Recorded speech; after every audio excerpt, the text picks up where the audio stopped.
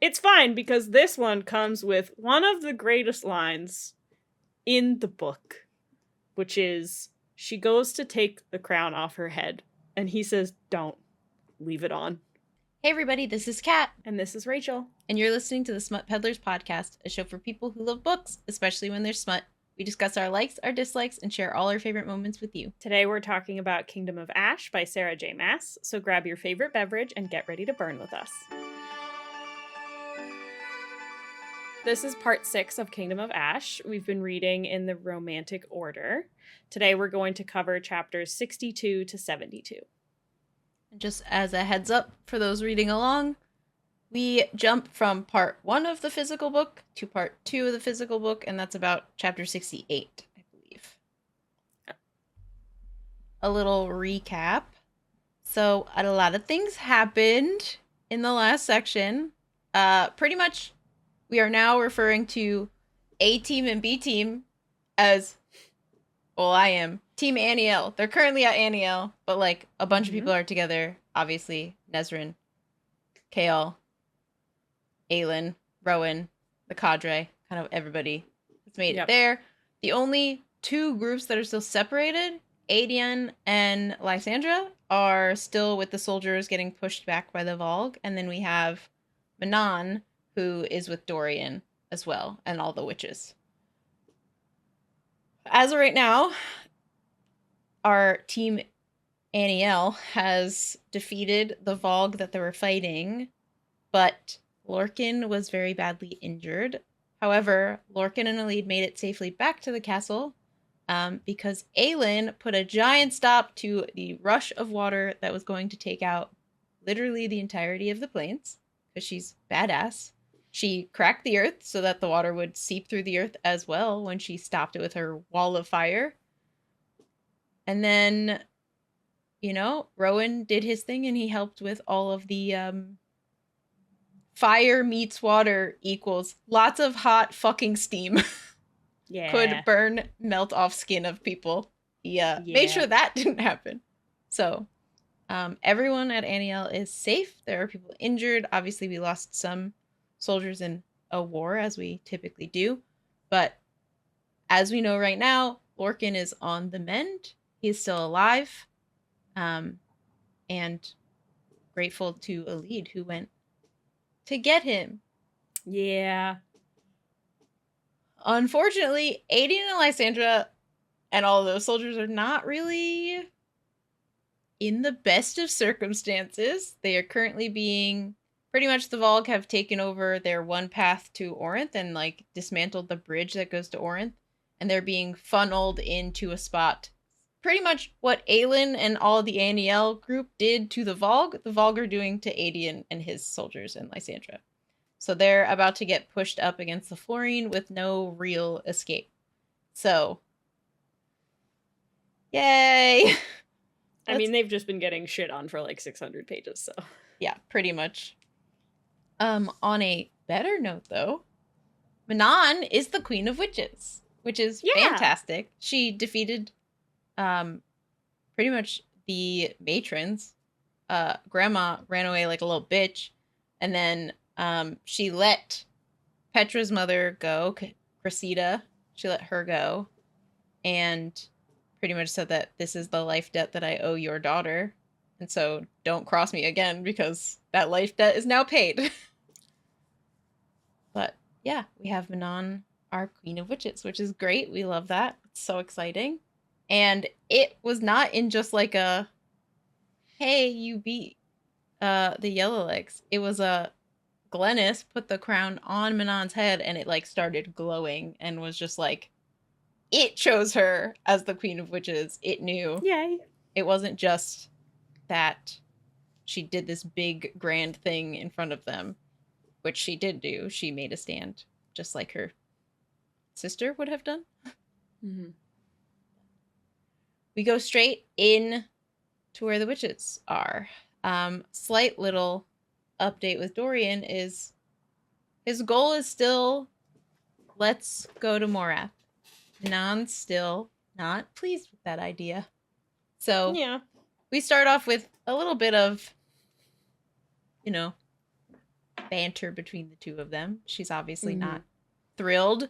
She also doesn't necessarily say what's on her mind in like a nice way. She's used to going into In a this like, healthy way. yeah, she goes into the defensive, and like I think the two of them go to the like trauma response Yeah. of like mean, when she could just be like, I want you to stay. And Dorian, in his like backlog of his mind, is like, just ask me to stay, but you're too scared. I love So it when two characters don't communicate. It's so great. it's our favorite trope of all times. Miscommunication. They are sharing a bed again, so there's that. Yeah, I mean, There was a short period they weren't, I'm not where they were mad enough. not that upset about their miscommunication because I get it. Yeah.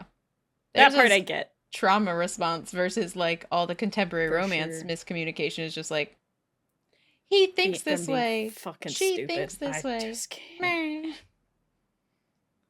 He did this thing, and it's because of this reason that I have assumed and not communicated whatsoever. It's like, okay, great. Awesome.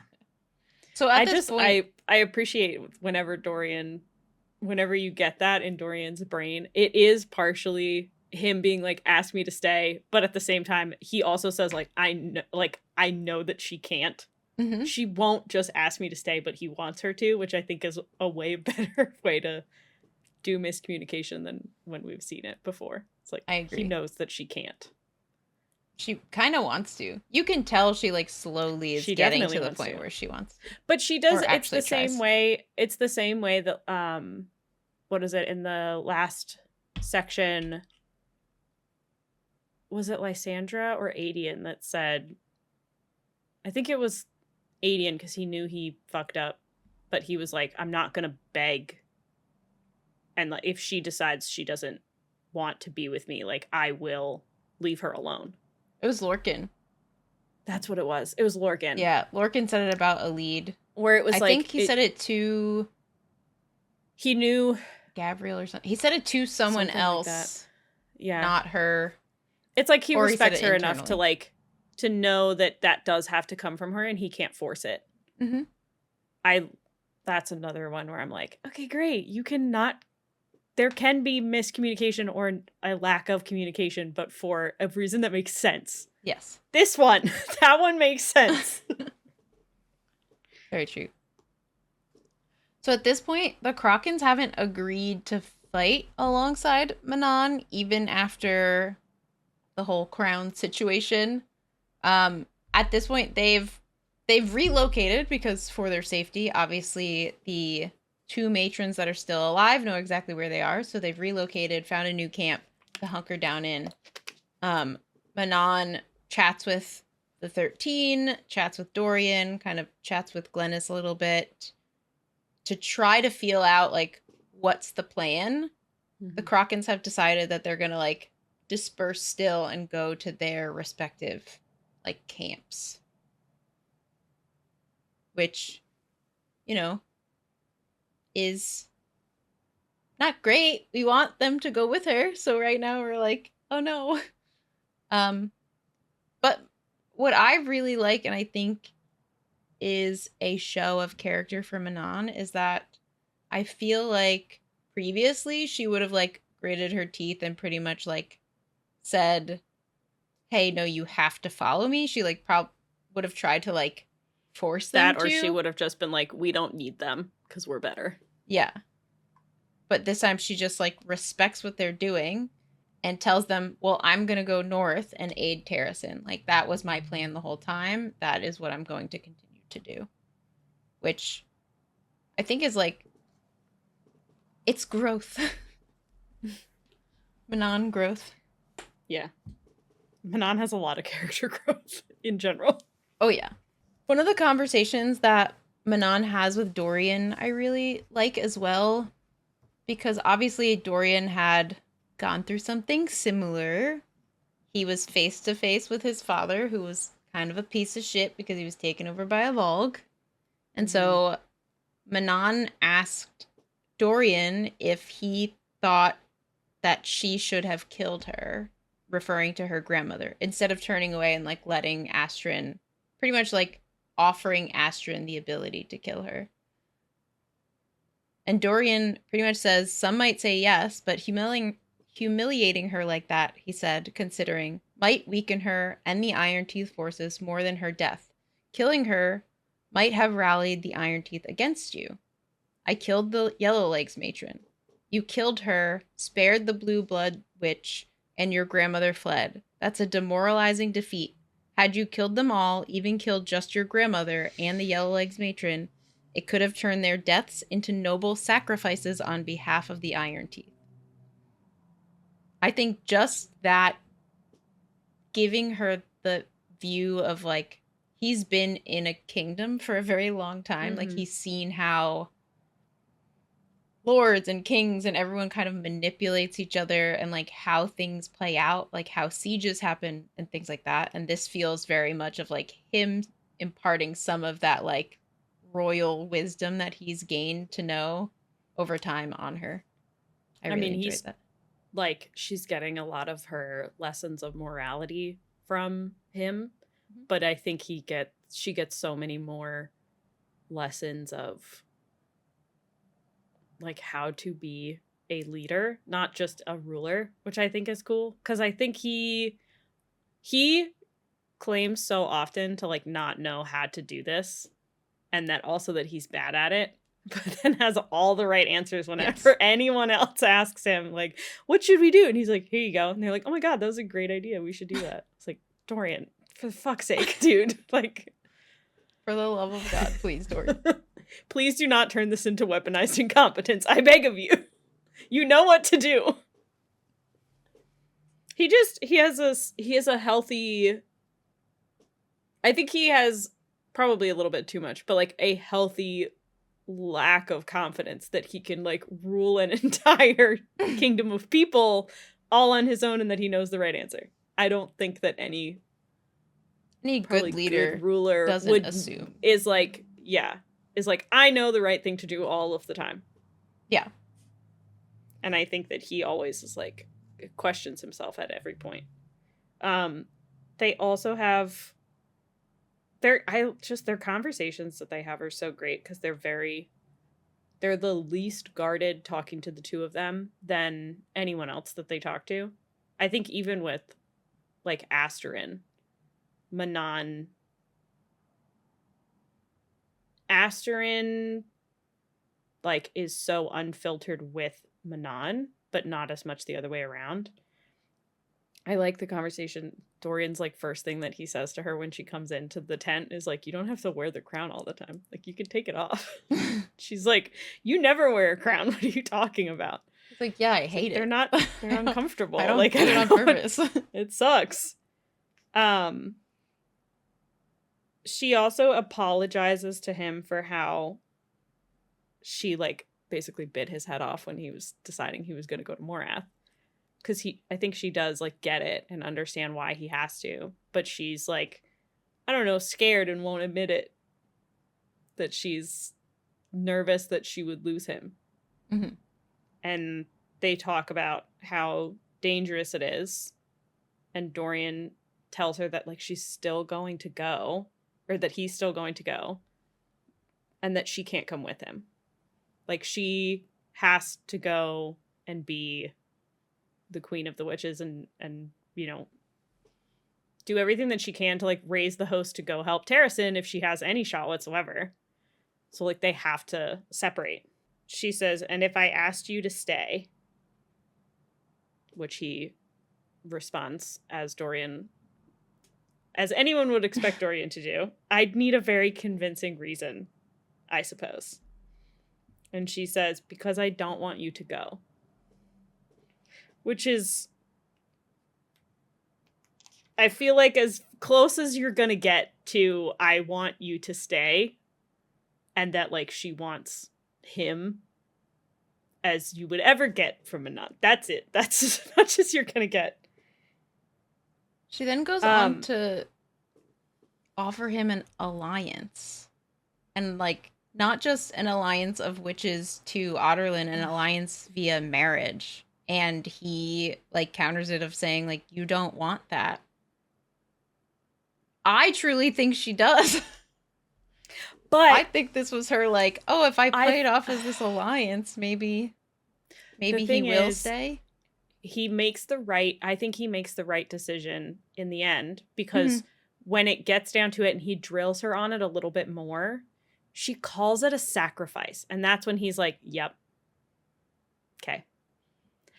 I think that I think she 100% would do it. I don't think that it's not that she doesn't want it. I think it is an option for her, but I think that it's not, she would be happy enough, Mhm. but it's not actually what she would want. I think, yeah, at this point, she is scared of him going and scared of him dying, and she doesn't want him to go. So she's like, what do these mere mortals like to do? They get married and then they're stuck She's together making, forever. right, but like she's making the bargain Mm-hmm. to get To get the him to best stay. out of a bad situation, which is not what, like, if he was going to marry her, like, he'd want her to want it above everything else. Yeah, not just for an alliance. Like, she's doing it as like a, well, I'll give you this if you do this, not because she actually wants it. And I also think that, like, he says too that, like, in his head, she would resent it eventually. Mm-hmm. Because everything that comes along with it would not be, is like completely against who she is. I think it would be really hard. I think it'd be dope to see it, them try to work it out, but it'd be so difficult. There's two wildly different kingdoms and groups of people. She's supposed to rule the wastes in a completely different location than him ruling over his kingdom. Mm-hmm. They're not close to each other either. They're really fucking far from each other. They're real far. Not near each other. You know, I don't recommend long distance relationships to anybody. It sucks so hard. Mine was worth it, but it wasn't fucking fun. Yeah, well, I mean, Dorian can kind of like, well, I guess not. He's not like Fenris. I don't know. Dorian can do a lot of shit, so like maybe he could eventually do like Fenris shit and like. We know. Because I'm trying to think of who else can teleport places. It's Fenris. I thought someone else could teleport too. Nope. Just Fenris. Well, the other person that could took his own life. Connell. Fenris' brother. Yeah. Those were the two that could do it. I don't know. Dorian could figure it out. But also, like, I don't know. Their travel isn't terrible. She can just get on her broom and fly over. Why get on a broom when she has Abraxos? That's true. I mean, Abraxos would probably go visit as well. Yeah, and Astron, of course, would go. Essentially, they have this very sweet kind of heart-to-heart where she, in her own way, asks him to stay, and he pretty much says that he can't. And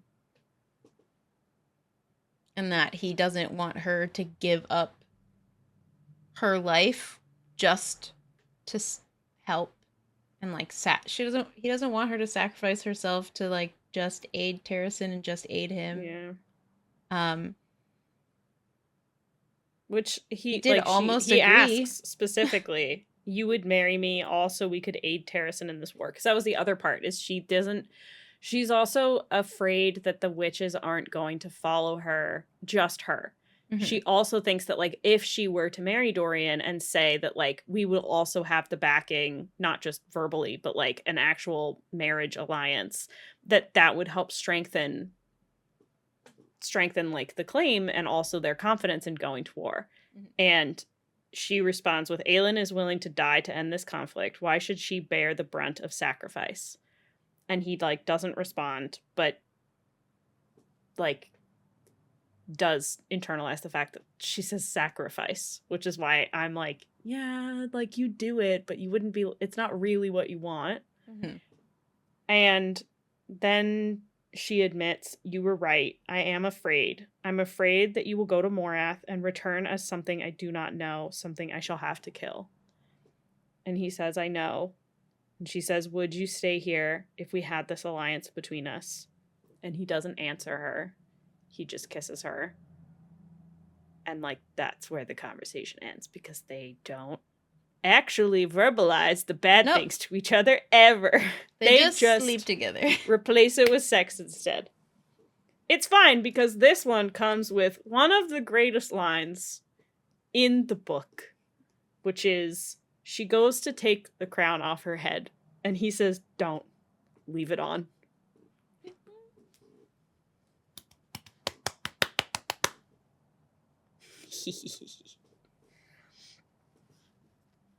That slaps. His internal dialogue is he almost agreed to it because he wants Manon in his life. And we know but that. he doesn't do it because he respects her more than just to have her any way that he can. Yeah.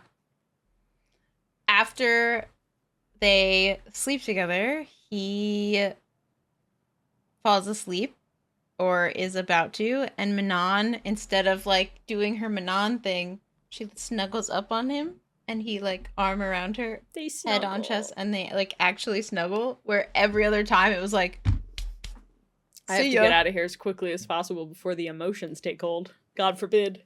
Yeah. Which I liked. Unfortunately, when Manon awoke, Dorian and the 2 word keys were gone.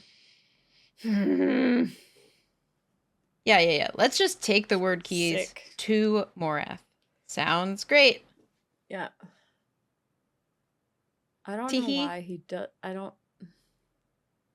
Dorian had gone to Morath and had taken the 2 word keys with him. I really don't know why he takes them with.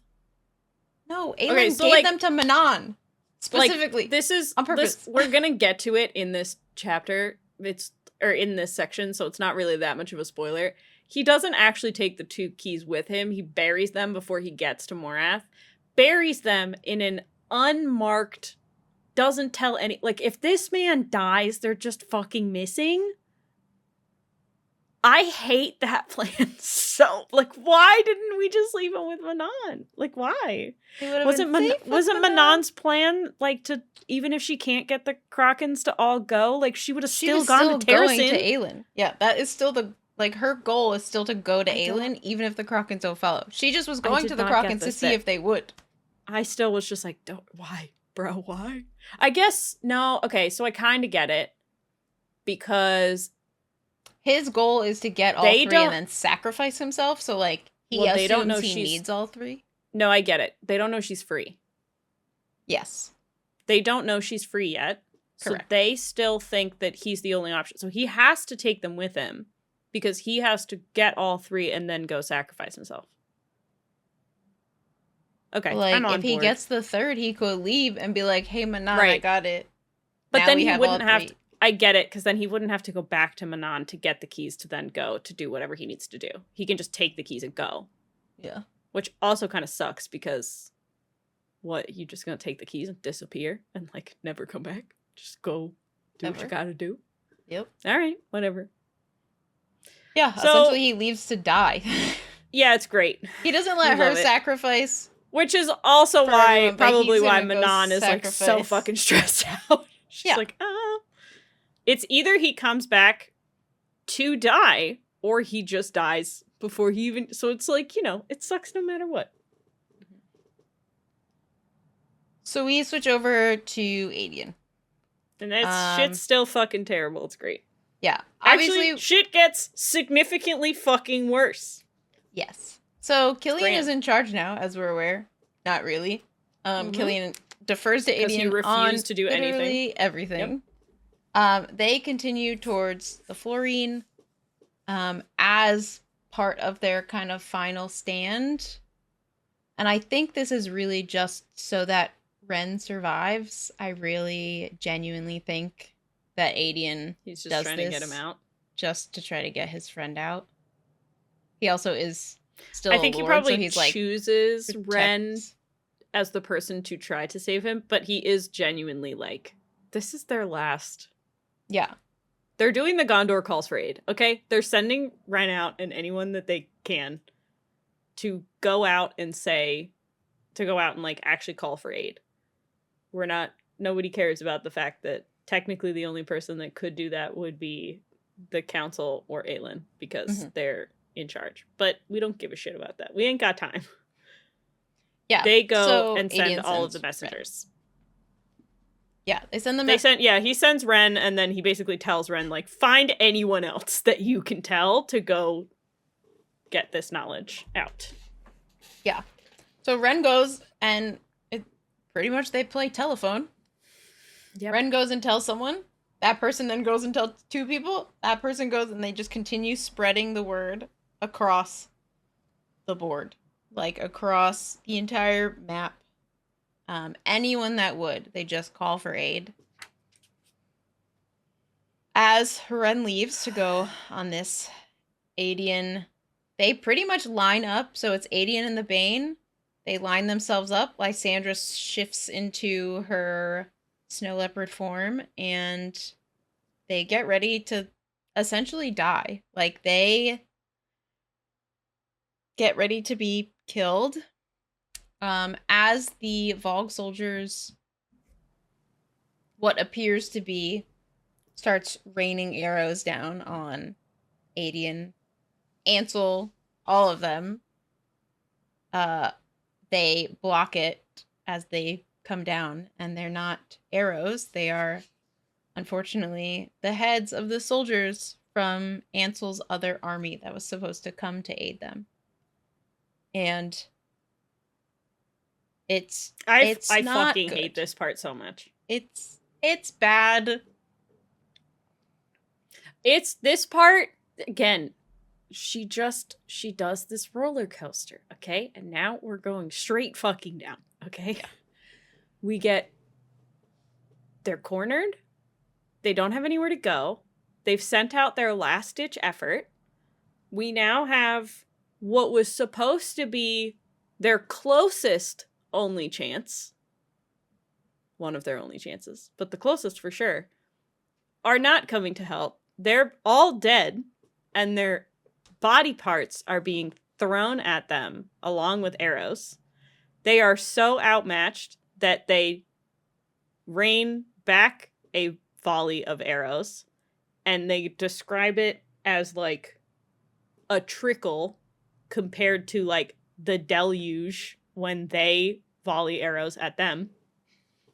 Just everything's pretty terrible. They're all scared. Ansel is like kneeling on the ground, just staring at her soldiers that are all dead now. Mm-hmm. And Lysandra, he like sees Lysandra as a ghost leopard and is horrified because he's like, we're all gonna die. And then all of a sudden, fire just comes out of nowhere. Mm-hmm. And people start freaking out that like, it has to be Aelin. Aelin's here. And you get really excited that maybe she might be there for like fucking 2 seconds. And then it's like, JK, it's Rolf with his fire lances. And I'm like, fine, I'll take it. Whatever. I don't give a shit. But like, I'm a little sad it wasn't Aelin. But I'll take it because it's Rolf and he's going to save them. Lysandra is so excited. This is also one of my favorite bits. Lysandra is so excited. She turns out of ghost leopard form completely fucking naked to just tackle Rolf with a hug. And Rolf, being the gentleman-ish that he is, because he's reforming. Okay, his redemption story I'm enjoying better than Chaos. He's reforming. He like wraps her in the cloak before he hugs her, so he doesn't like touch her naked body. He's like, here you go. Just wraps it around her first, and then when she like separates, he's like, just take it, just take the whole it's cloak, yours please. Now. And then she like wraps herself up for like 2 seconds, and then she drops it and flies to the other ship. Yeah, which is like Rolf's other ship, and then comes back and picks it up again, and you're just like, okay. So the Morath army doesn't fucking notice that it's not Aelin. Just gets scared because fire, which is legit. And then they just kind of start retreating. So the Morath is like, fucking, I'm out, bye. It gives them like the tiniest window for every one of the soldiers to get onto Rolf's ships. Yes. So they all get onto the ships. Because they've come up the river basically and have started blasting at Morath.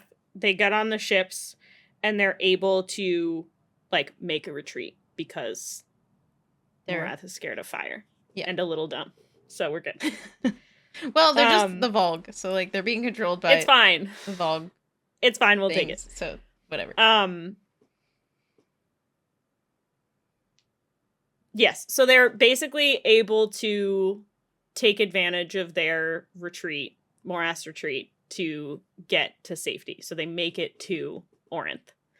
And like safely behind the walls. Not the greatest, because they're still there and they're gonna figure it out. But at least we're safely behind Orinth's walls. Which is where like Darrow is and shit. So yeah, they've made it to as safe as it's gonna get for them. Yeah, essentially it is similar to Chaol and Irene and Nesmith, them all making it to Anielle. Yeah. So like they're essentially at like now a stronger base camp instead of in just like the middle of a field. Yes. Or the woods. You know, has walls and yeah, fortifications and supplies and people. So there's that. Speaking of that place that you just said that literally immediately left my brain as soon as I started speaking. Orinth? Speaking of Anielle. Anielle. Oh, okay. Speaking of Anielle. One thing I do want to touch on. One note. They have the fire lances, and the first thing Aedion asks is, how many do you have? Like, how much more of that do you have? Yeah. Because we could take, like, he immediately goes into, we could take on the Valg, and Rolf's like, no. Hold on. This is all show. I got a flash of it. We don't have enough to kill all of them. And Aedion's like, well, fuck. I guess we're going to Orinth. Well, yeah, so they decide to go to Orinth, or they make it to Orinth, and they're basically like, they don't have enough, nothing's gonna matter if the fucking witch towers make it. So, like, it doesn't, even if Rolf had a fuckload of them, it still wouldn't matter because the witch towers are fucking terrifying. Yeah. The goal, I think, in Aedion's mind was, like, if we can take out a large swath of them, we can essentially maybe stop the tower from, like, coming into play. If we're, like, pushing back fire at them, if they learn that more than just Aelin can hold fire, then they might be more scared. Yeah. But yeah, we go to Anielle. Irene is just a healing powerhouse. Okay? Oh my god. Yes. She is killing it. She's just the best thing. Essentially, every session that Irene had with Chaol is happening on repeat every single day while she's pregnant and Chaol sits in his wheelchair next to her. Oh my god. And she's just like sweating. That woman should be fucking exhausted. I know she is, but like more than she, like, I don't know how she's on her feet at all, ever. Yeah. The first description we get is that Irene was summoned immediately to go to our dream team because Lorcan was not good. So she focused on Lorcan, got him like mended enough where then his Fae powers could like take over and finish the rest. Because obviously he still needed to rest. After Rowan, of course, who had more injuries than Aelin, refused any help. Irene went over to Aelin, did one of these like touch her on the head and said, yes, she's fine, bitch. She just needs to sleep. Now get over here, Rowan, so I can heal you because you're actually injured. Which I also thought was great because Irene is like, no, my favorite. It's just burnout. He's like, you have a gash like, your face leg, is dog. Bleeding. You're actively bleeding in front of me. Please do not gaslight me, the healer, into knowing whether you are healed or not. So she pretty much works on, like, Dream Team first. Chaol, of course, forces her to rest, which is needed. Mhm. And what I like about this is because we know Irene will push herself, and Kale cares about her a lot and will be like, hey, you need to stop, is that Kale gets to a point where he physically can't move a thing and he's like, bitch, you need to stop. Ma'am, Yeah. I love you so much, but if I you can't die, feel my legs. Take a break. like, I can't move from this chair. You need to sleep now. Which I think is great. If you die, he dies, because they are literally, their lives are attached to each other. So Yeah.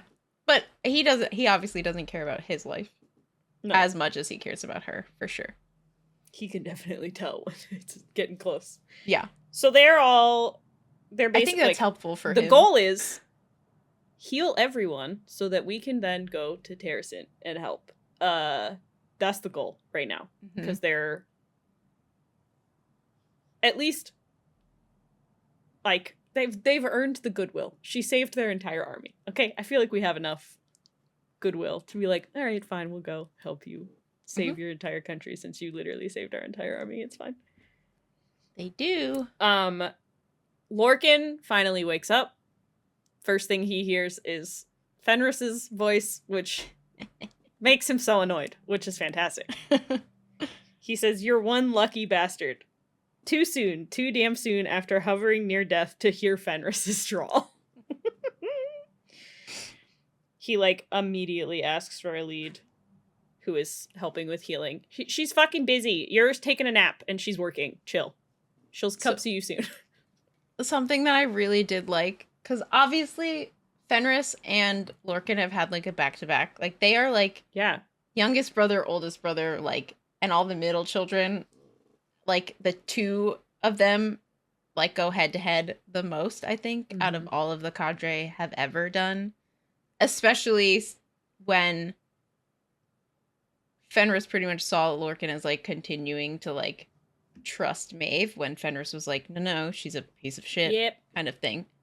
But Fenris smirked at Lorcan and said, "You've been out for a day. I drew the short stick and had to look after you."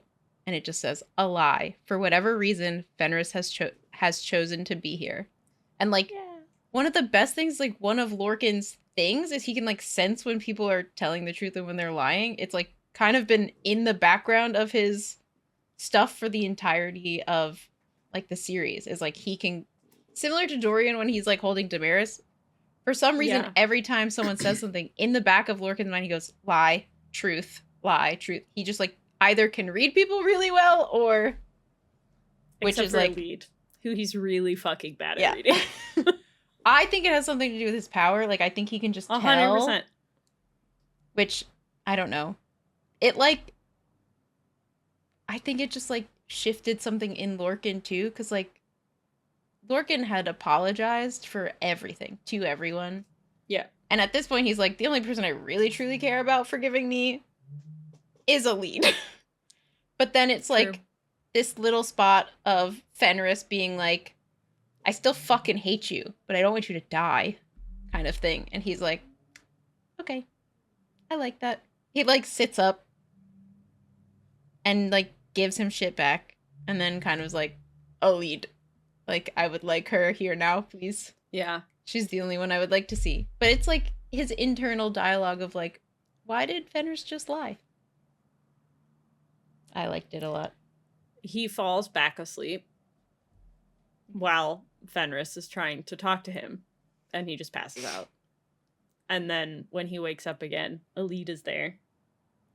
And she's sleeping in bed with him. Pissed, but she is annoyed. She asks him how he feels, and his only response is alive.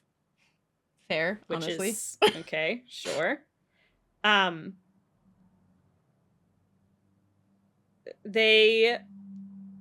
She's basically like, you would have died. Like Irene said, you would have died if we hadn't gotten to you, like, right when we did. He corrects her. Yeah. I would have died if you hadn't braved hell to find me. And she says, I made you a promise. He says, so you said. And then she says, you said some interesting things too. I like that she doesn't just like let him get away with it. She's like, Nope. Hey, so you're awake now. Can we talk about this?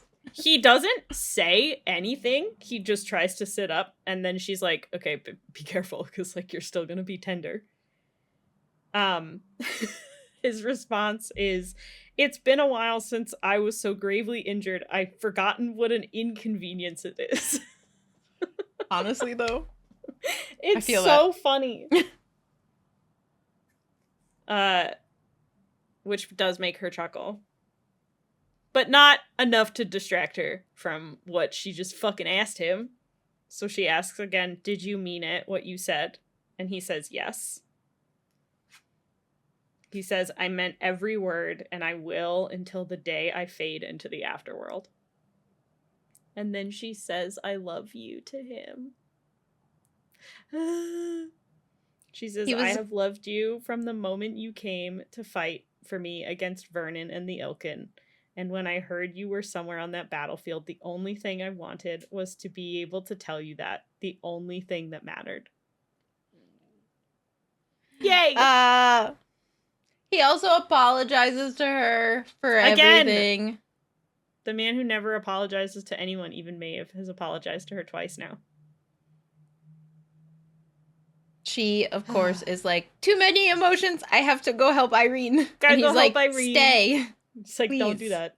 And then she, of course, is like, I'm just going to the Great Hall. He's like, please, like, essentially begs her to stay. And she does. She pretty much, like, sits there and just, like, cares for him.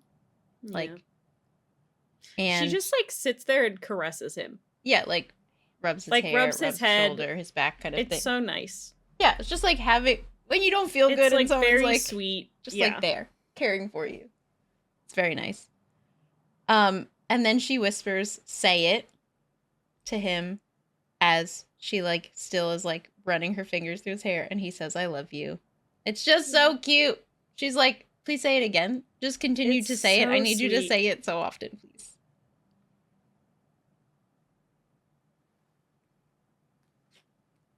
They immediately start kissing and have a really cute moment. And then she tries to, like, she's like, you have to rest. I'll be here again when you wake up. And he continues kissing her. And then he has to break it because she's like, I want more. And he's like, you're not ready for this shit.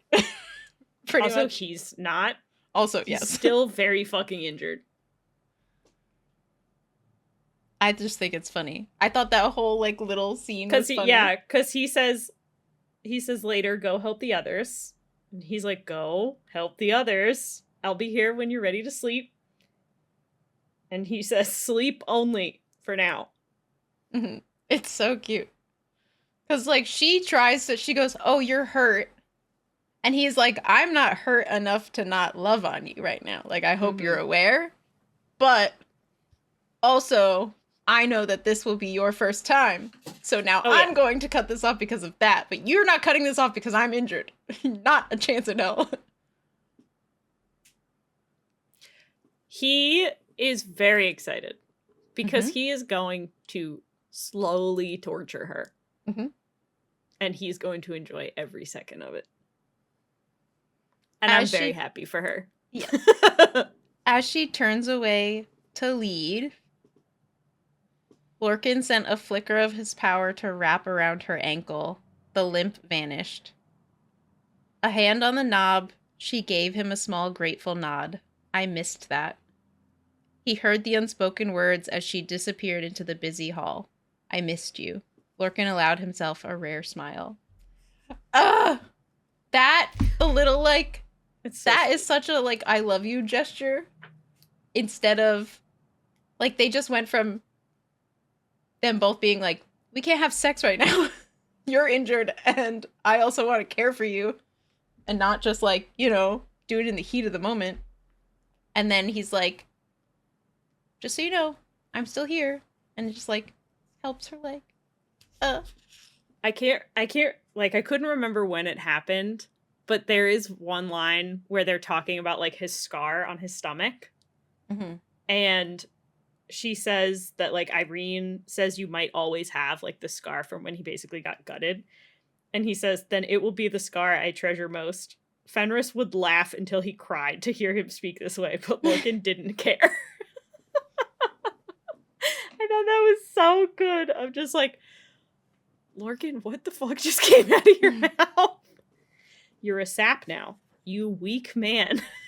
Mm-hmm. I love it. It was him and Fenris who pretty much were making fun of Rowan and how he was acting after Mistword. Yeah.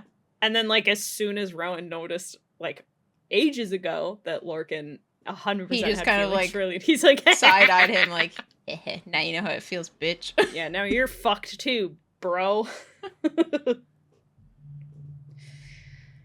Oh, God.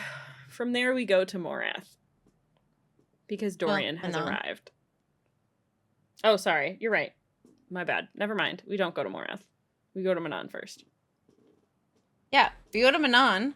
It's the aftermath of Dorian leaving. Astrid realizes that Manon's a little down in the dumps because Dorian left.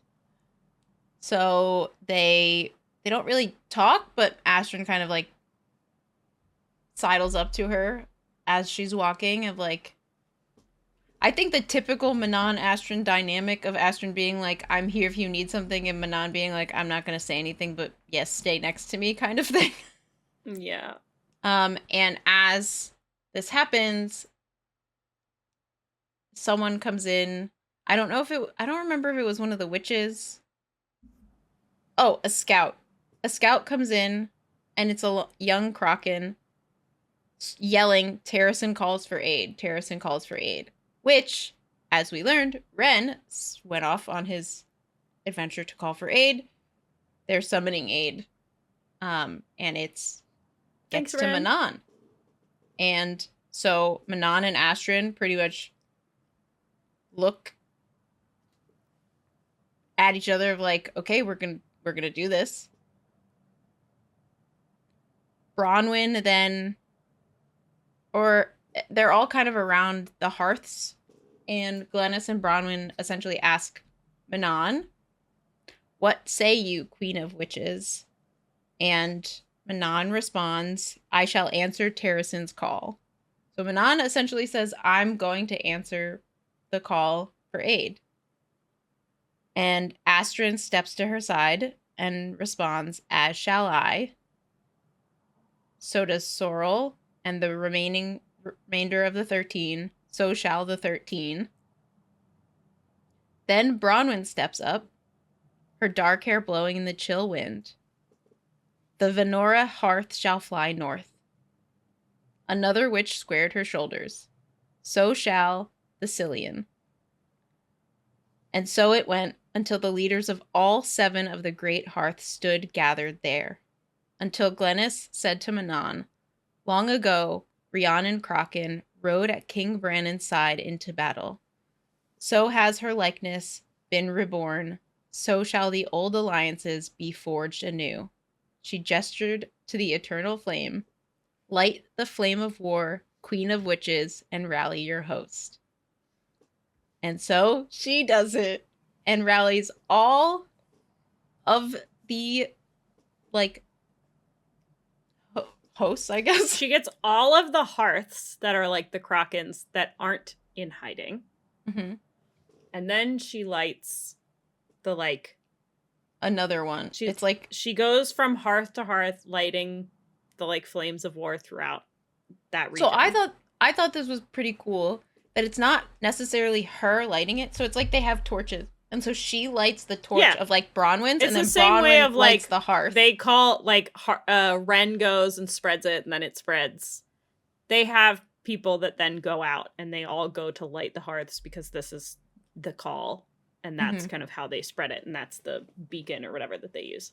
Yeah, I just like that it's kind of like a baton passing. So it's like she lights Bronwyn's, and then Bronwyn lights the Olympic hearth flame below her, and that summons all of the witches that are kind of under Bronwyn's like little sector, and then she lights the next witches, and she summons all the people, and it feels less of like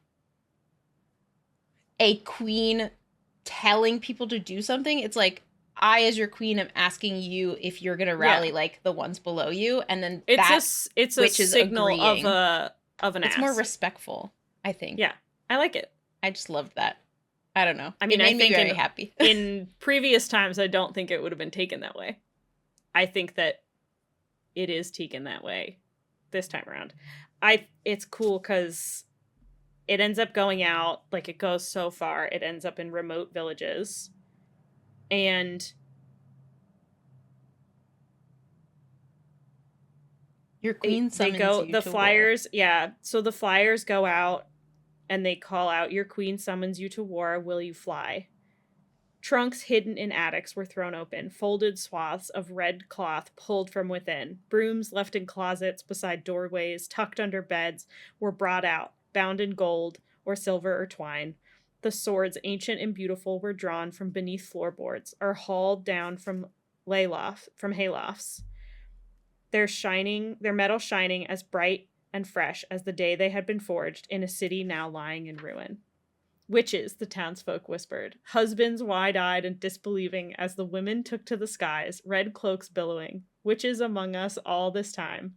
Village to village where hearths had never once gone fully dark blazed an answer. Always one rider going out to find the next hearth, the next bastion of their people. A rising tide of witches who took to the skies in their red cloaks, swords strapped to their backs, brooms shedding years of dust with each mile northward. Witches who bade their families farewell, offering no explanation before they kissed their sleeping babes and vanished into the starry night. Mile after mile across the darkening world, the call went out, ceaseless and unending as the eternal flame that passed from hearth to hearth. "Fly, fly, fly," they shouted, "to the queen, to war." Far and wide, through snow and storm and peril, the Krakens flew. It's so fucking sick. There's so many of them.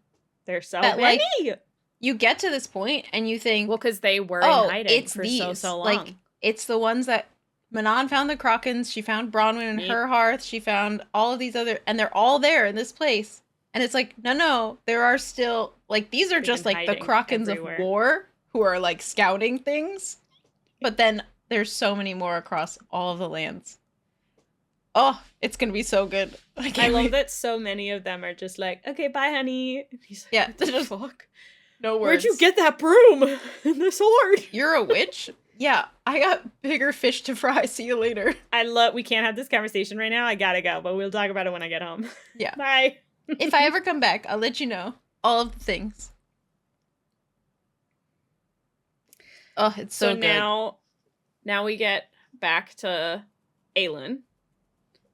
They have been moving for 3 days. They're making their way and they're getting close because she's starting to smell Terrasen, which is exciting. And Rowan is with her. And we find out what I guess... So what she says, at least, is like the last big secret that she's been hiding from Rowan. This is it. That everything's on the table now. She sent out letters before they actually found out that Maeve was Valg, hinting that maybe Maeve was Valg to all of these different groups of people, saying, "Hey, I know that you've previously been like, nah, we're not gonna fight, but like this lady might actually be the spawn of Satan, and maybe you should help. So if you would like to, please come assist us. Peace out." And Rowan is like, "That seems like it was a little risky, but okay, cool." Worked out in the end. Just before, she's like, I was right, okay? It just worked out that way, I guess. Oh, God. It's so stressful. But yeah, now she's like, "There's no more secrets. This is it. That's everything." He's like, "Okay." I don't believe her at all. I think there's still other shit. Actually, I do, but I believe that she's told Rowan everything. I don't believe whatsoever that we have been told everything. I think there's probably been more of those conversations that happened off the page that we still don't know about. Yeah. So she also admits that she sent the letter. She sent it to Aedion, and then because he questions, she's like, "You sent a letter to Aedion?" And she goes, "Well, to Aedion, to your And like some other uncle, people. to Asar," and he's like, Just some people. "Oh, okay." So essentially, she sent to Aedion, obviously to inform him, but then also sent these letters to people of Doranel, other Fae, so that if Maeve does decide to fight, they know exactly who they're fighting Just for. to like incite a revolt and an uprising and stuff. It's chill Tuesday afternoon type shit. Super chill. What sort of nefarious plans did you mention? Desire to conquer the world, her complete lack of interest in sparing Fae lives in the war, her interest in Valg things. I might have also mentioned that she's possibly Valg. It was a lucky guess. The best lies are always mixed with truth. You think a letter could do that? It was strongly worded. So good. It'd be a boon in this war. I scheme and lie so grandly, and that's all the credit I get. So good. You'll get credit if her army doesn't show up. Oh, I love it so much.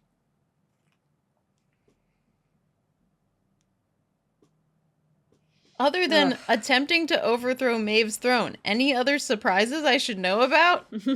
There are no more. At his raised brows, she added, I swear it on my throne, there are no more left. He says, I don't know whether to be relieved. Yeah, I feel like that's a fair one. There's always something that gets them out of trouble, so, like, knowing that there's nothing else left is, like, if they get themselves into a spot, he's like, well, shit, she doesn't have anything to pull out of her pocket. We're truly fucked now. Mm-hmm. They have a conversation about, like, just more talk of, like, everything that they wish could be and that they feel like won't happen. Or at least Aelin feels like won't happen. I think Rowan's a little bit more positive right now. But to be fair, I think he has to be because she Yeah, because she's not. But she's tired. Like, she's said it multiple times that she's just like, she wants it to be over. And I think that it's less that she wants to, like, go and sacrifice herself. It's just like she wants it to be done. Whatever ends up happening, she just wants it to be done. Whether it's her or Dorian, like, the continuing to not know and building up to this is exhausting, I'd agree. Mm-hmm. I'm tired and nervous and emotionally distressed. So she's like, can it just happen already so that we can be done with this? Mm-hmm.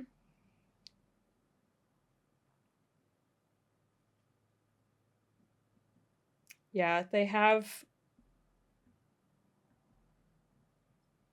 small, like, little heart-to-hearts where Aelin questions if Maeve broke that, like, the mating bond between them, because she points to, like, a smaller injury that Rowan had gotten and pretty much said, I didn't feel you get this wound through the mating bond. So, like, he got injured during all of the fighting that was happening at Anielle, and that's kind of what she's referring to.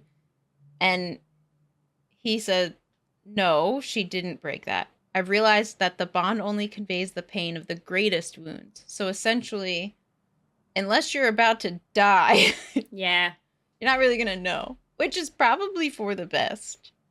Don't worry, if I'm about to die, you'll know, but not otherwise. Great. Yeah. Sick. And that's why the arrow that punctured him, she felt because it was so close to his heart.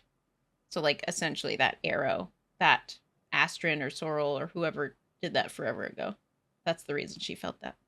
She just basically says, like, we can't do anything until I take a shower because I feel gross. Mm-hmm. And she, like, goes to bathe and everyone else is gossiping about the two of them. Mm-hmm. And you get little snippets of what they're saying. the queen and her consort, where do you think they've been these past few days? I heard they went into the mountains and brought the wild men back with them. I heard they've been weaving spells around the city to protect it against Morath. And she said, Aelin says, see, you're starting to like the notoriety. And he says, you think that everywhere I've gone for the past 300 years, whispers haven't followed me? This is far better than that cold-hearted bastard. Or I heard he killed someone with a table leg. She said, you did kill someone with a table leg. And you are a cold-hearted bastard. I never said those whispers were lies. She says, I'm going to start a rumor about you then. Something truly grotesque. She says, very loudly so that other people can hear, you flew back onto the battlefield to peck out the eyes of our enemies? And you ate those eyes? One of the soldiers tripped and others whipped their heads around. Rowan pinched her shoulder. Thank you for that. You're very welcome.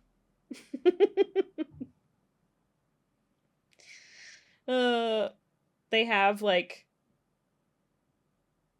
a cute moment, and he thinks back to like when they would sit together and like relax at Mistward, where they were friends and starting to become friendly, but like he thinks about how much of an improvement this is, that now when they sit and they eat together, like she basically like crawls into his lap and they sit together and have like a small bit of normalcy. It's so cute.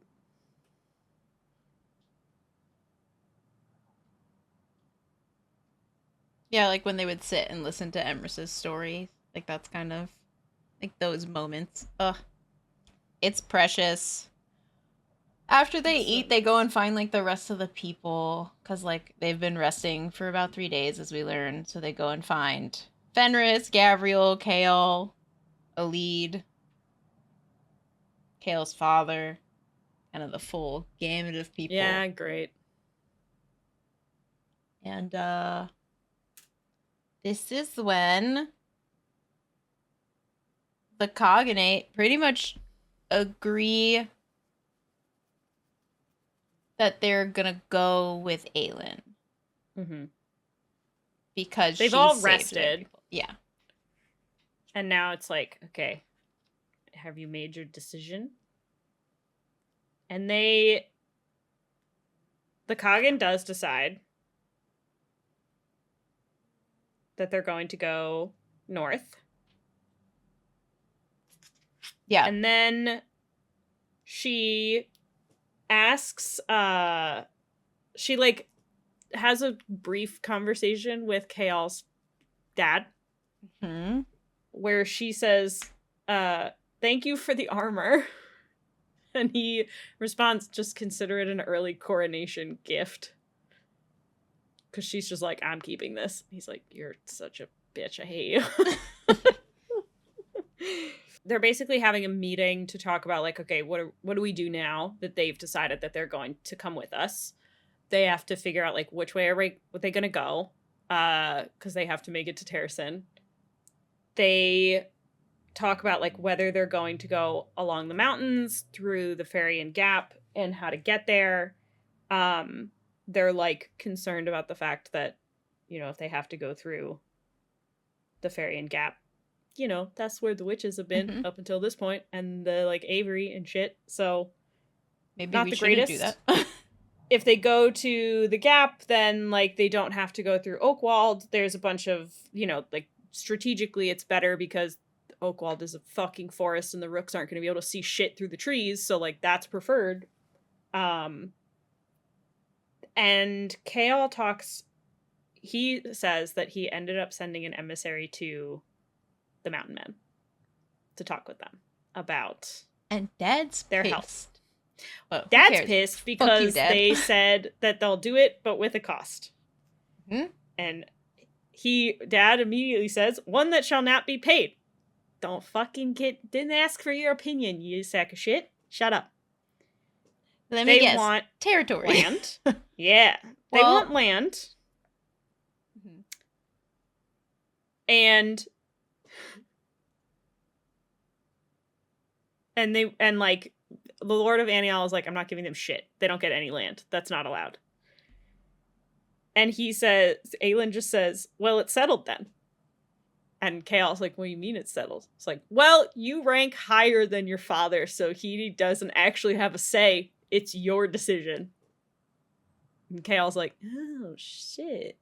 You're the hand to the king of Aderlin. You outrank him. You're authorized to act on Dorian's behalf. The land might be part of Anielle, but it belongs to Aderlin. Go ahead and barter it. His father started. We are going north, Aelin said. You will not stand in our way. She again let some of her fire kindle in her eyes. I halted that wave. Consider this alliance with the wild men a way to repay the favor. That wave destroyed half my city. She could have let it destroy your entire fucking castle too, brother. She could have just let it take him out.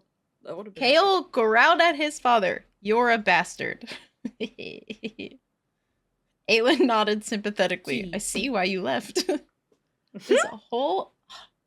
It's such a like shitty conversation to be having, but also we just get these like little nuggets. They do, like, it's the way she writes like scary, stressful, what could be very tense conversations, and like I think it's just the way that she wrote Aelin. Like, no matter what, like Aelin just makes a joke in every conversation that's like super tense and uncomfortable in some way. Mm-hmm. And it just like I like it. It just makes everything a little bit easier to deal with. I need more of that in real life, please. Yes. Please. Essentially, Kale is going to make the decision. He's going to work with the Mountain Men. He's already made the decision. Yeah, fuck Dad. It's fine. Yeah. Hussar, on the other hand, just like out of left field, turns to Kale. Is Irene anywhere near done? And everyone's like, you're the done. Fuck are you talking about? Done with what? And then Rowan, of course, thinks, oh, she means like healing those that are injured. How many injured? Mm-mm. Oh, not injured. Valg. Aelin frowned. Irene's healing the Valg? Hussar grinned. In a manner of speaking. Aelin waved her off. Can I see?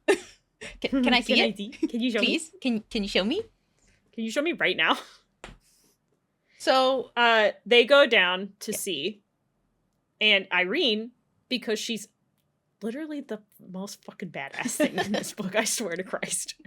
She is doing what she did with Kael and like healing the Valg out of these people. Essentially, she's doing what she did with the sister.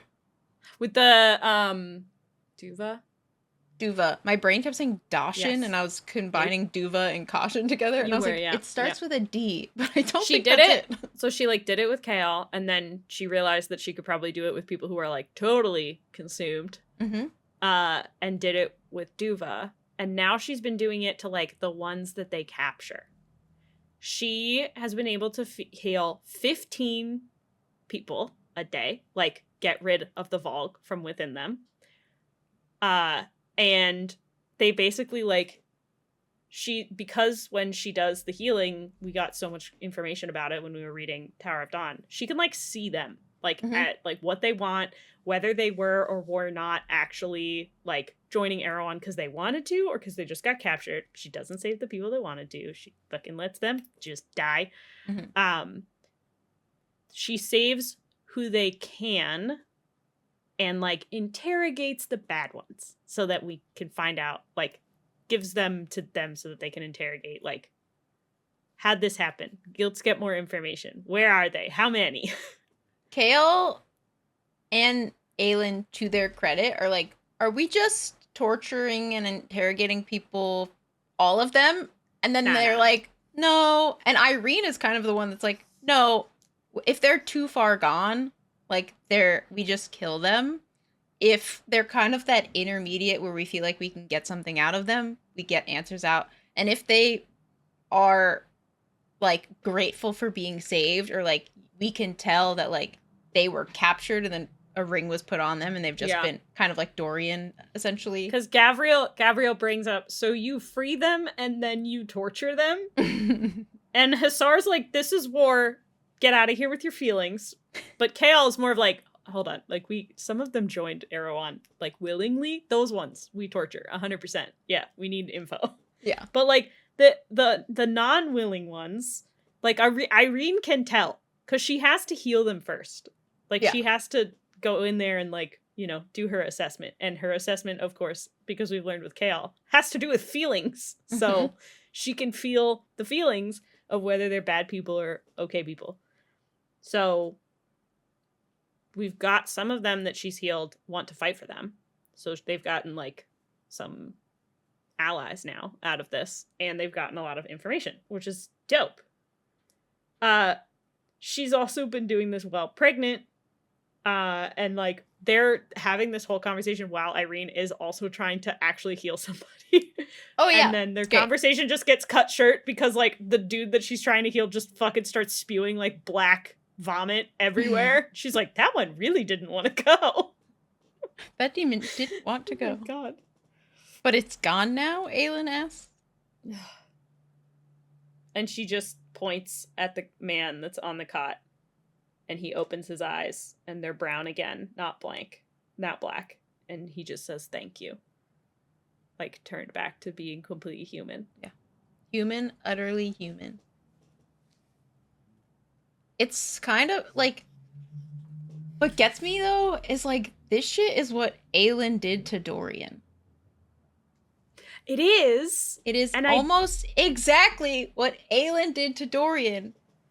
I think the only difference is that, like, Dorian was able to also use his own magic. Like, one, I think Dorian also had magic, correct. Yeah. They weren't far enough along because, like, Dorian's was because of his actual collar. So, like, all he really had to do was they used their magic to break the collar and then he was okay.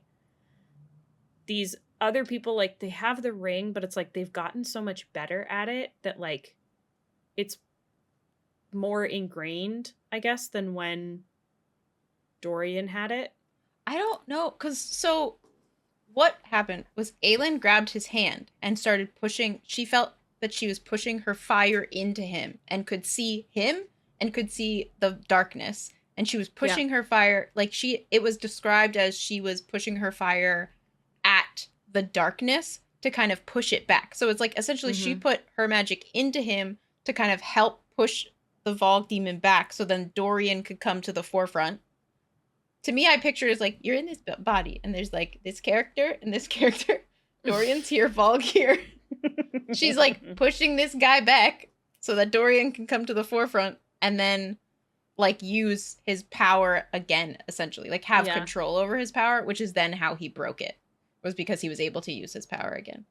But essentially, Aelin did exactly what Irene did, except for to get the collar off, like, Dorian used his magic to break the collar. Yeah. But Aelin essentially pushed the Valg kind of into this condensed little spot where she could have probably killed it off. I think. She kind of did this. They end up like leaving the rest of the group and they have a conversation like about this. I don't know why it doesn't come up again. The fact that she like gay. But I thought about it immediately. I was like, this is exactly what Aelin did to Dorian in front of. But I think they must not bring it up because Dorian was really the one that saved himself. She helped, but Dorian's magic like got him out of it. Yeah. I don't know I think that's probably one of the reasons why. Isn't that how they it would have to be that his dad too separated from the Valg is like. But I think the thing is that like they have magic. Yeah. Like they themselves have magic. Like these humans don't have magic. So it's not like Aelin. I don't think Aelin could just like heal anyone because she didn't really heal him. She like gave Dorian the ability to like push past, overpower it enough so that he could do it himself. And then I think the same thing for his dad because his dad also had magic. Yeah. So like maybe if they did it with magic wielders, like maybe she could do it, but it's not something that like I think she knew she was doing. Yeah, maybe not. I don't know. I don't They know, do the way end it up was described talking- previously, the way it was I described when honestly Irene can't did it to remember. Duva, I like immediately was like, wait, that's kind of how it was described when Aelin was holding his hand. Like their power like combined and went into him. But she described it as Maybe. like, I didn't want to hurt my friend. And she's like, I was going after the darkness and I didn't want to hurt my friend. It was like kind of how her mind was playing it. It happened so long ago that like I didn't think about it I until know, I I'm read trying this. to remember now. So, I mean, that could still happen. Mhm. So the conversation now that they end up having is Rowan and Aelin talk about the fact that like she's able to heal people. And Aelin brings up what I think is a really interesting but terrifying point, which is like, could you heal Erewhon or Maeve?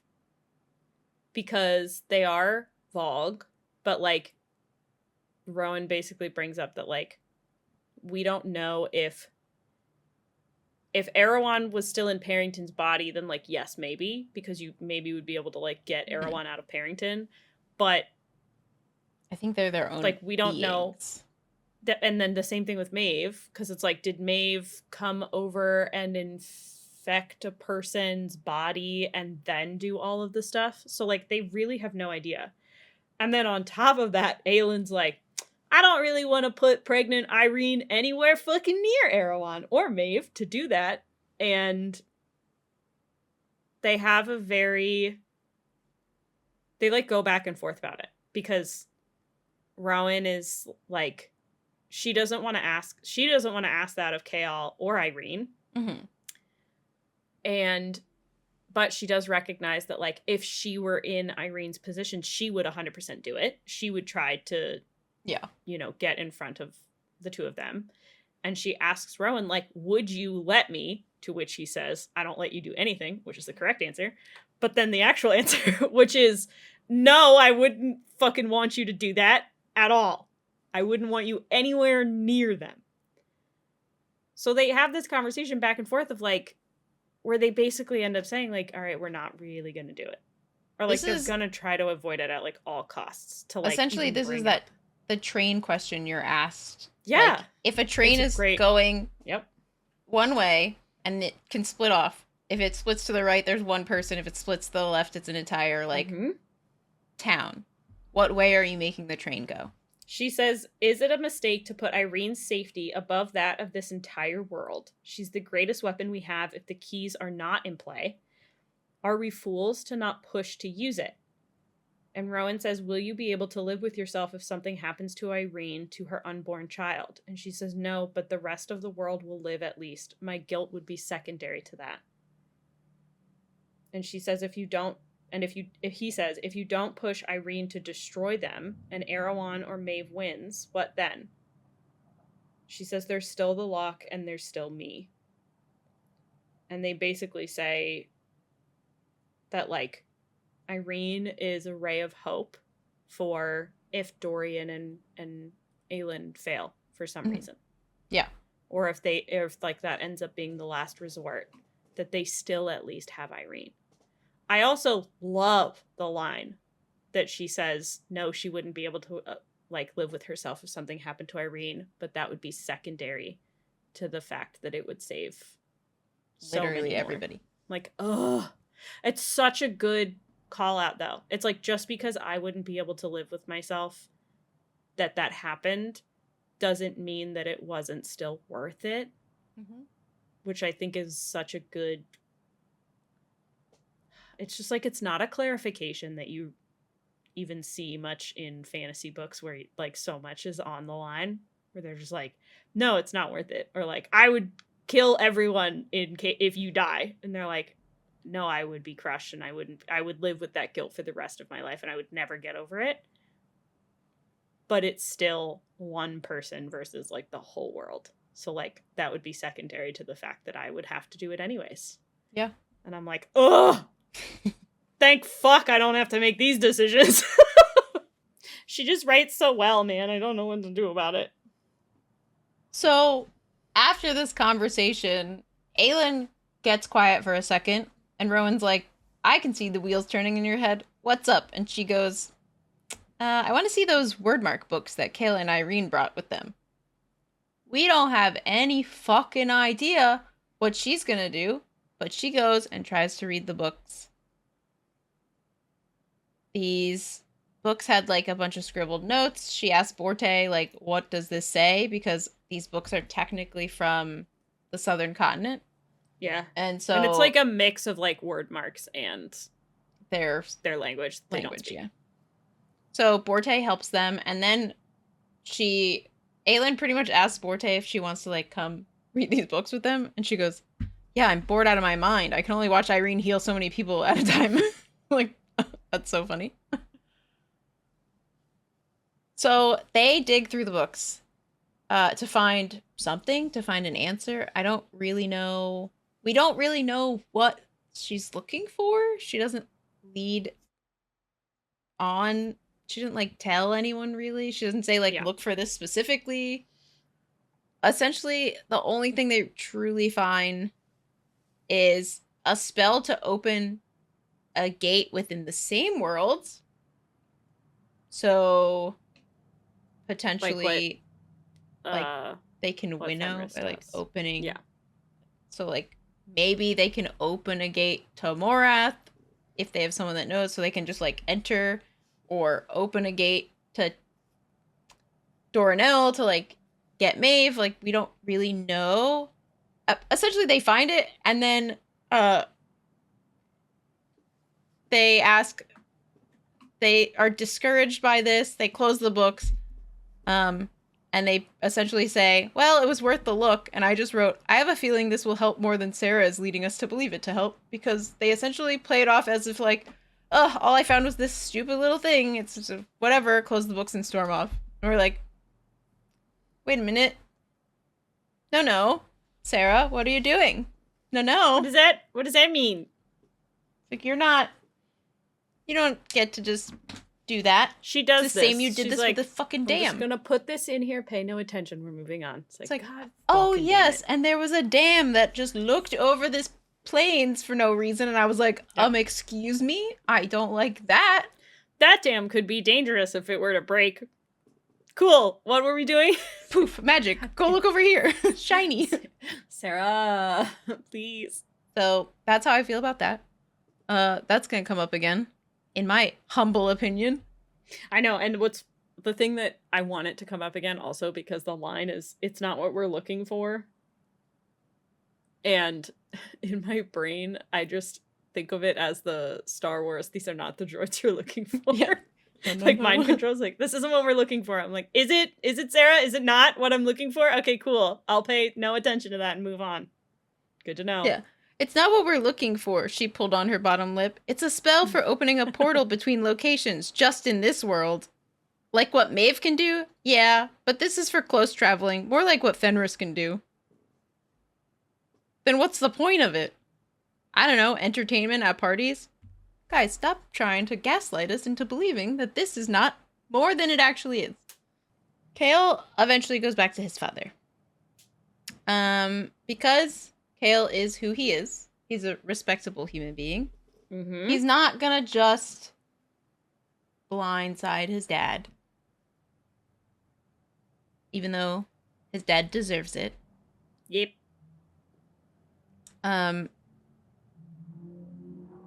Unfortunately, his dad's an ass. So Kale pushes back even more of, I am going to give the Wildmen land. Just so you're aware. Like, I'm going to be doing that. You would spit on the lives of all the men of Anielle who fought and died to keep this territory from their filthy hands. If offering them a small piece of land will mean that future generations of Anielle men and women won't have to fight or die, then I think our ancestors would be pleased. And all his dad has to say is, they're beasts. And it's like, I mean, I'm not surprised that he's that much of a fucking asshole, but also sometimes I'm like, Jesus Christ, dude. Like, his dad essentially tries to bargain with him. Suck just a little less. Yeah. His dad essentially tries to bargain with him to not do it. No, he tries to blackmail him into not doing it. Yeah, well, he calls it a bargain. There ain't no bargain here. No, because he's a sack of shit. he says, "Don't you want to know what your brother said to me?" Kale's like, "Not really. I could care less." And his dad unfolds the letter. "I hope Anielle burns to the ground and you with it. A small, hateful smile. That's all your brother said. My heir. That's how he feels about this place. If he will not protect Anielle, then what shall become of it without you?" It has a little bit less to do with Anielle and more to do with you, but sure. Let's blame Anielle instead. So that doesn't get Kale. So instead, Dad walks over to a trunk. Trunk not being small. In my opinion, a trunk is massive. So I think massive trunk. He opens it, and in it is just letters. And they're all written to Kale. Essentially, it is letters that his mother wrote to him, like, essentially almost every day since he left. And instead of sending them, Dad shoved them in a trunk and made Mom believe that Kale wanted nothing to do with her. And made Kale believe that she never reached out. Didn't care. Yeah. I just wrote, "Fuck you, Dad." And he's like, I should have burned them. And he's just like, what the fuck? Like, he's just literally the worst. I also find it kind of funny that he's like, this'll work. Yeah. Dude. And then we find out that, like, Mom left because she found the trunk filled with letters. And she was like, "See ya." She was like, "Absolutely not." And Taryn left. You think that's going to make Kale want to be on your side? It's going to make him want to push against you even more. He's like, "Don't you want to know what the letters say?" He goes, "No." Like, what's the difference? It's not going to change the outcome. Guess what? You're still the villain. She's not. Now I know that she was not a part of it. So thank you for letting me know, essentially. Kale storms off. Keep the letters. Now that she's left you, it might be your only way to remember her, which is so fucking good. Yeah. I don't make bargains with bastards. I'm certainly not going to start with you. Let's go, Kale. Bye, bitch! I'll be happy if I never see this man's fucking name on my... He doesn't even have a name. It's just Dad. Yes, douchebag. Lord of Anielle. The asshole of Anielle. Yeah. I think in that moment, that was Kale kind of trying to talk to Dad and be like, "Hey, can you actually tell me why you don't want us to give up this land? Like, give me, like, an actual, real, rational reason." And the thing that sucks is, like, he doesn't actually... Even when... Because Kale asks him, like, why did you keep the letters? Like, why did you do this in general? And he basically is just like, I don't know. They felt like it would be useful. They felt like it would be useful at some point. So manipulate your entire family for your use? Cool. Because he says, you never sent them and let her believe I didn't write back. And he's like, it would appear so. And he says, why? And it's just, I couldn't allow you to walk away from your birthright from Anielle without consequences, could I? It's like, that's it?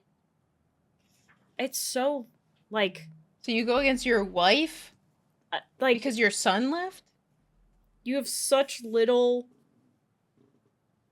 It's the most insecure thing I've seen happen in this book. It's like, dude, what? What I don't get is, like, dumb. When they show up, his dad's like, "Well, I've lost everything." It's like, no. You specifically put things in place so that the people around you wouldn't want to be around you. You are the reason. It's not that you lost everything. Your mother decided to leave me. Your brother decided to leave me. You decided to leave me. It's like, well, bitch, if you weren't piece of pushed literal garbage. Everyone away. He's so annoying. He did all of these things. And there are consequences for your actions, like you said. Ugh. He ends up giving land. Gives the land away. He gives land to the wild men south of Anielle. Totally deserved. And they basically decide that they're going to all march the army together with the wild men leading the way. And they're going to split and go like 2 different paths. So one half of the army will go one way and the other half will go a different way. Yeah. Essentially, one army is going to go through the Farian Gap and the Eyrie, and then the other one's going to go the other side of Morath so that they can like sandwich Morath. Yeah. Hopefully. The team that is going through the Farian Gap does also include the Rooks. And that is very specific because the witches are in the Farian Gap, aka the wyverns are in the Farian Gap. So we need flying thing and flying thing to meet. You gotta put the aerial legions up against each other. Yeah.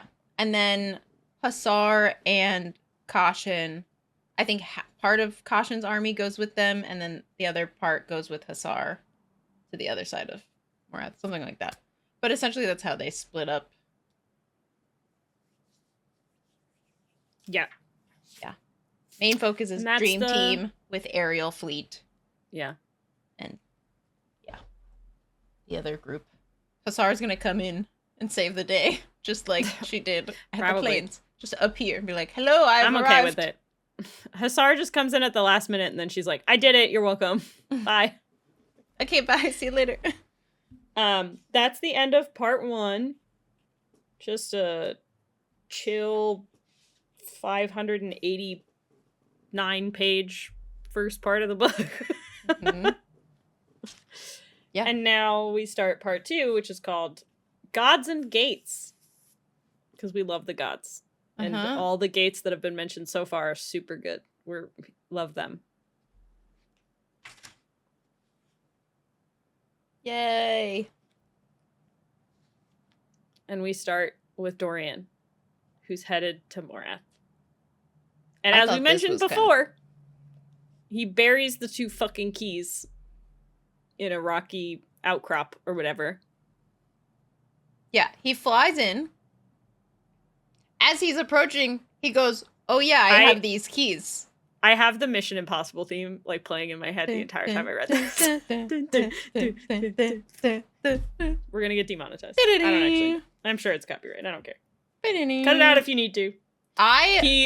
He's okay, able. So I have the Kronk you go doing the bag. Oh my god, that one's so good.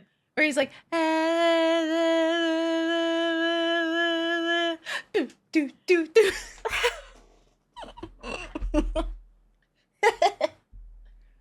Ugh. Kronk is great. My soul. He's just. I mean, The Emperor's New Groove is like one of the greatest movies I've ever. It's my entrance sound whenever I come into Discord. Boom, baby. It's so good. He's able to manipulate the wind. We learned a lot of things about Dorian. He turns into a red-tailed hawk, and then as he gets closer to the place, he turns into a crow and lands on like the railing of something. Nobody pays him any mind whatsoever. No one cares. Mm-hmm. And then, like, when they're not looking, he turns into a mouse so that he can be really small and, like, skitter around. And, like, makes his way through the castle, like, as a mouse. Like, the whole time. There are many times he, like, gets to stairs and he's like, oh, I've never thought of, something so small having to go upstairs. Stairs would be without legs. Jesus Christ. So funny. Yeah, so. Yeah. I would like to highlight body. His ability to manipulate wind, because it is, again, just like the fucking line in the book, the, like, word mark book. Yep. It's just, Dorian flew as, like, a red-tailed hawk, realizing he could manipulate the wind to make him faster. That's it. And it's like, I'm sorry, you can essentially do Rowan's power? This cool. is what I'm saying. Like, Dorian's power just, is like, actually Dorian's power is actually just being able to use other people's powers. Like, learn how to. That's actually Dorian's power. I swear to Christ. So good. It's so good. That's probably how that shit's gonna come up. Like, Dorian's gonna learn how to fucking walk through whatever, do the Fenris thing. Yeah. He's just gonna learn. He He's can't do fire yet, but I'm sure he'll figure it out. It's fine. Ugh. Just collect everyone's powers. He's Inspector Gadget. Doing it all. Oh my god, He's that Kronk just and unlocked. Inspector Gadget. That just unlocked my. Do you remember when McDonald's had the Inspector Gadget Yes. like toys? Yes. They were the best ones. Any. McDonald's toys are shit these days. It's upsetting. Yeah. They used to absolutely slap. So Dorian's a mouse, and he's traveling his way through the castle, Morath. Not really castle, whatever, the Morath thing built into the side of rock, essentially. Yep. He does note when he was flying over before he landed at the destruction that Kaltain had created, which I Well done, Kaltain. loved a little, like, let's give Kaltain another pat on the back for just Dorian honestly flies around and is like, damn, this place switching is the fucked. tide. She really did, like, This place sucks. did work. She did. Thank God. So, She's the, what is it? Is it the catalyst? yeah. What's the one where it's a... She flipped the switch. She started Is that what changing. it's called? A catalyst? I think No, that's so, not yeah. right. A catalyst is what, like, sparks something. It's like the initiation point. I feel like this. It kind of Yeah. is. Like, she blew up Morath, and then shit started happening. Essentially. It was all, like, doom and gloom, and then she went, kaboo! And here's the key! And then we dropped Elide in the middle of the forest with no ability to navigate. Until Lorcan appeared. I think guess it that's is what the you're thinking of. catalyst. Yeah. Don't second I guess don't know why that yourself. doesn't sound right in my brain. I don't know. It just doesn't sound right. So he's scurrying through Morath, and he hears a stir, but when he kind of like pushes his power out a little to sense things, it's just silence, essentially, and then rushing light steps. And he's like, something's going on. I don't know what it is. And so Dorian, just knowing how, you know, hierarchy type buildings work, he's like, I'm gonna go to the kitchen because that's where all the gossip is. And So he smart. scurries over to the kitchen, and on the other side of the kitchen is a cat. And he's a mouse. And luckily, there is the note that the cat pays him no mind because the cat also is sensing that shit's not good. But I did like the note of like, and there was a cat. There's a cat. Uh-oh. So like in the kitchen they're talking about like it's actually kind of sweet. Like they all kind of wait and like are looking down the hallway to see if the people that they sent out to like go deliver food come back. And like the people come back and they're like, did you like see anything? Like what happened? And they basically were talking about like they weren't in the council room and they didn't get caught by anything in the They essentially hallway. went And they're unnoticed. like talking about like, oh, thank God you didn't get basically eaten in the hallway by just whatever's roaming around, which is very terrifying. Mhm. That they're just like, great, I didn't accidentally die from what, the Valg, the creatures that are just roaming around apparently? I don't know. It's horrifying. So Dorian is like, great, council room, got it. For fuck's sake. Map. So he goes to the council room, which he has information about because like Manon gave him a ton of information because Elide and Manon were both there. Yeah. Manon pretty much so drew between out the a two of mental them- map for him and was Yeah, like, between the two of them, here are like the they things. know the castle. Yeah. He goes to the council room. He sees Erewhon, who has shed the skin of Parrington. So he is in like his natural form or whatever, I guess. I don't know. yeah, they just describe it as like a pale figure. Yeah. So essentially, like, as the reader, you think natural form, but also he could have just like, he could be doing what Maeve's doing, Don't and it know. could just be a, A different dude. yeah. He doesn't look like Parrington anymore. He looks like So somebody he's else. And he's creepy looking. He's in there. There are like no guards. It's just him. And Dorian is like, this is my time. I could kill him right now. I could do it. He doesn't end up doing it because someone else comes into the room. Hooded, cloaked, whatever. And Erewhon says, this is an unexpected delight. Shall we? And gestures for the person to sit down. And they sit down and take their fucking hood off. The woman beneath was not beautiful, not in the classical way, yet her jet black hair, her dark eyes, and red lips, she was striking, mesmerizing. Those red lips curved, revealing bone-white teeth. Cold licked down Dorian's spine at the pointed, delicate ears peeking above the curtain of dark hair. Faye. The woman was Faye. You know why I have come then, the woman says. And the Valg King Erewhon responds, is there any other reason you would deign to visit Morath, Maeve? You fucking bitch. So that's cool.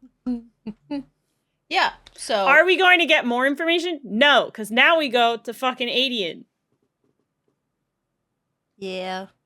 We will. It's fine, we'll get more information in a second. This I'm is not our final... that cruel. This is our update with Aedion making it to Orinth. So True. And then we know Aedion and Lysandra and Ren and Rolf and all of them, they made it to Orinth. They're safe. Yep. For now. Nice. For now. For now. Well, like, I don't know what's gonna happen. Yeah. So they're like in the aftermath of, you know, the hell that they just narrowly escaped. Uh-huh. Ansel is not super great. She's not said anything basically this entire time. Love that the second Ansel, so essentially they have to go meet Darrow because like they're at Orinth because like fuck him.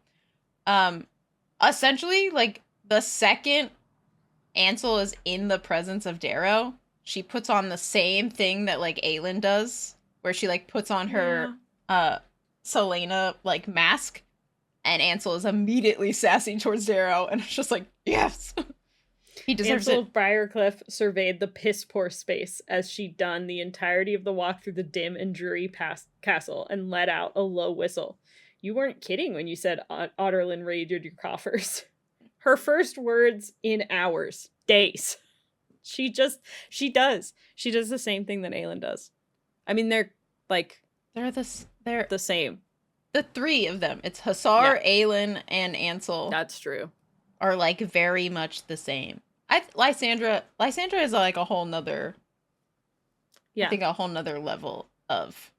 It's like Lysandra has the like very like powerful part of Aelin, but the three Hansel, Aelin, Hussar, Ansel, and Aelin are all like super sassy and can put on the like sassy front. Aelin does it more as a way to protect herself. And protect herself from her own feelings, like, in the moment. Lysandra just does it to manipulate.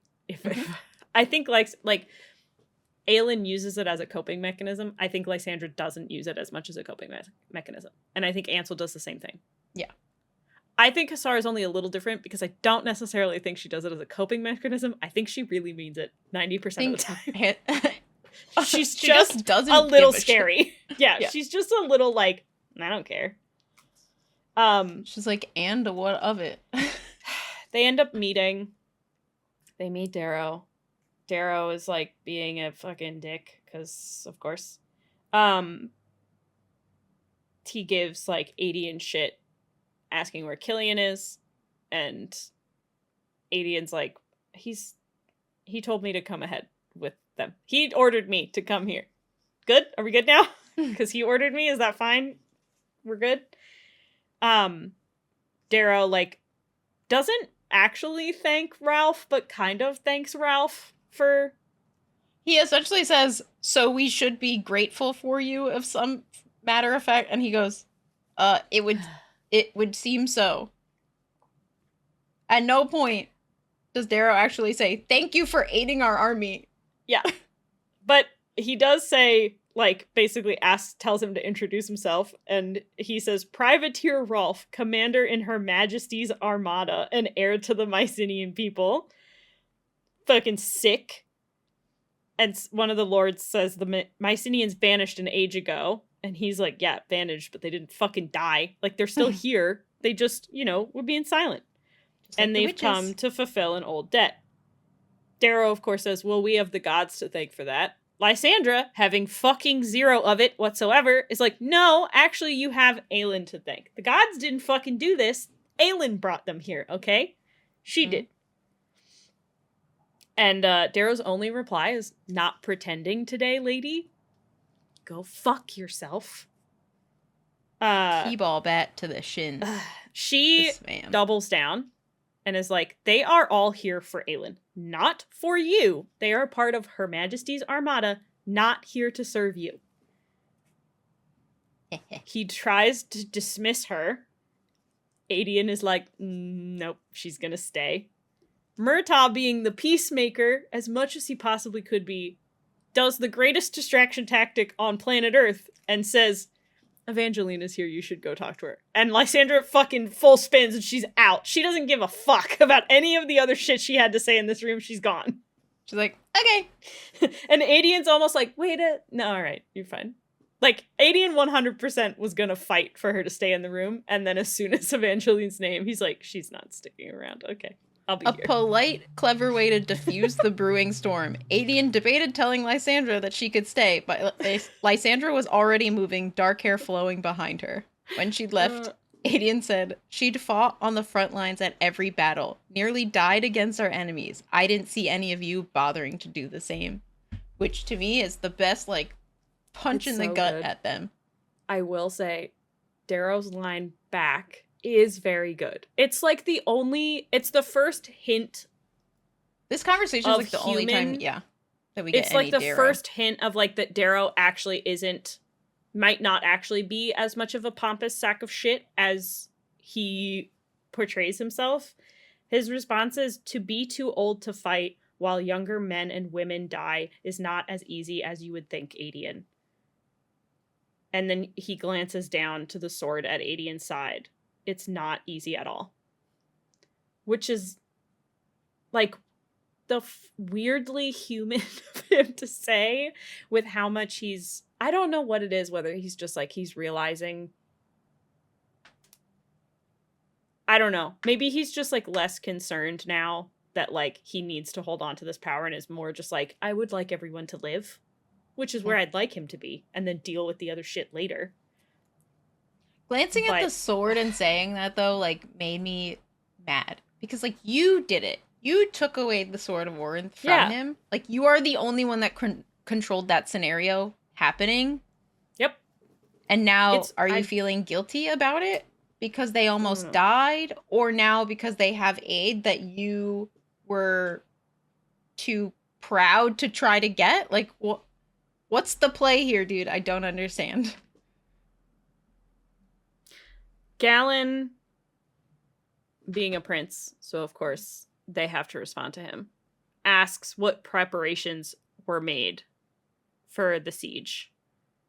The Terrasin lords didn't seem to appreciate being questioned, but they opened their hateful mouths and spoke. Honestly? Let's go Galen. Whatever. Galen's great. Galen's like, I don't give a shit. Answer this question. Here's what we need to know. We have brought all these people here. Now tell us how to fucking finish what we started. Yep. So they end up, like, leaving that conversation. Or they spend a ton of time, like, just talking about the preparations that have been made and what still has to get done. Where to put everybody, that kind of stuff. After that, Aedion dips. He's like, I'm gonna go. He goes to find Lysandra. And they have, like, a brief conversation in the throne room about, like, how much was destroyed. And that, like, there used to be these, like, antlers and, like, all of this.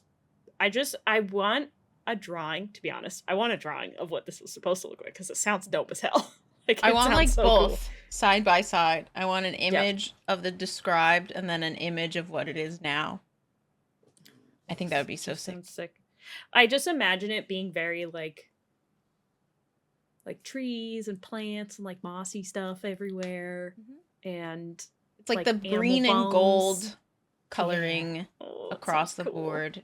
Like they mentioned there was the King of the North, which is your deer with antlers.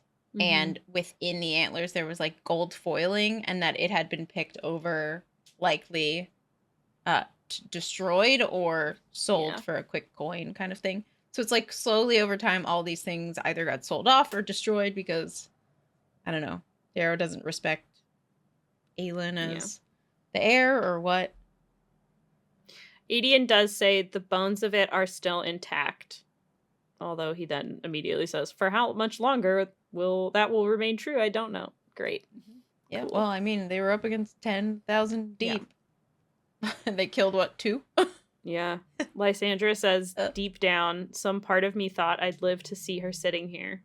Deep down, I thought we might actually make it somehow, even with Morath and the lock and all of it. There was no hope in her face. It was perhaps because of it that she bothered to speak to him. I thought so too, Aedion said, with equal quiet. Though the words echoed in the vast, empty chamber, I thought so too. Don't lose hope yet, guys. It's gonna be okay. They're so close to you. They're gonna make so it. Close to you, finally. They only have to get through the Farian Gap and shit. It's okay. They're so close to you. That and Manon heard your call for aid, and she's coming. Yeah, we're not even like we don't know. She and the how Krokens many... are coming to you. Your there call are so for aid. many. There's also Dornell, because she sent a letter ages ago. Although I don't think they would call to aid to Dornell now that I think about it. But maybe they'd hear about it. I don't know. Well, the call to aid for Terrasen, we know at least got to Manon. 100%, yeah. So at the bare minimum, that there's probably Manon, other places that it got to.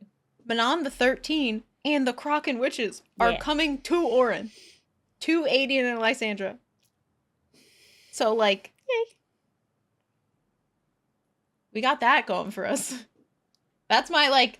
It's okay. They're gonna be fine. Manon heard the call, and Manon is going to them. And then our other team is coming the opposite direction towards them. So like we're all gonna be happy together once again. It'll be fine.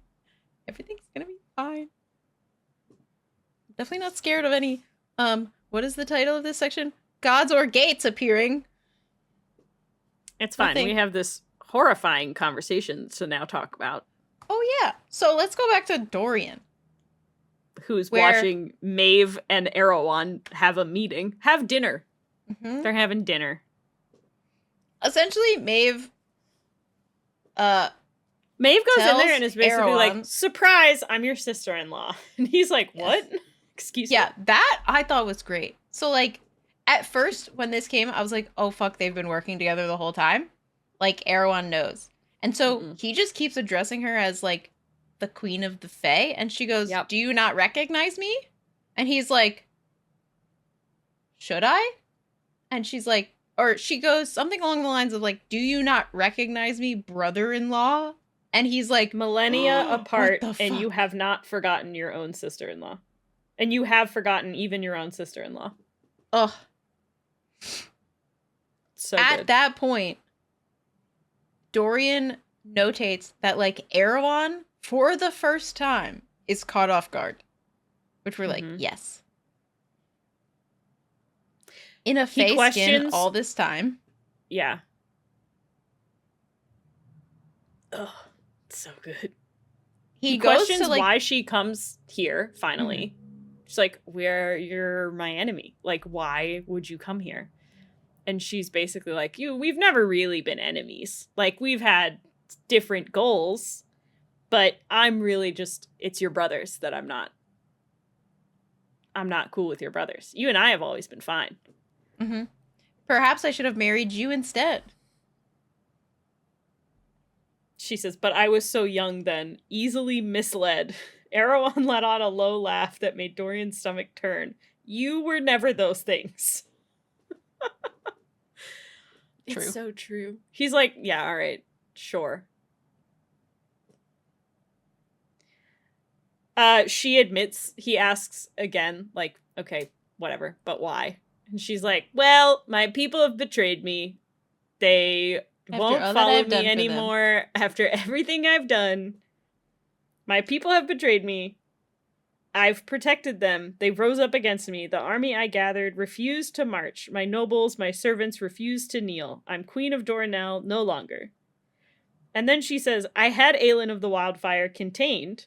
I had hoped to bring her here to you when she was ready, but the sentinel I assigned to oversee her care made a grave error.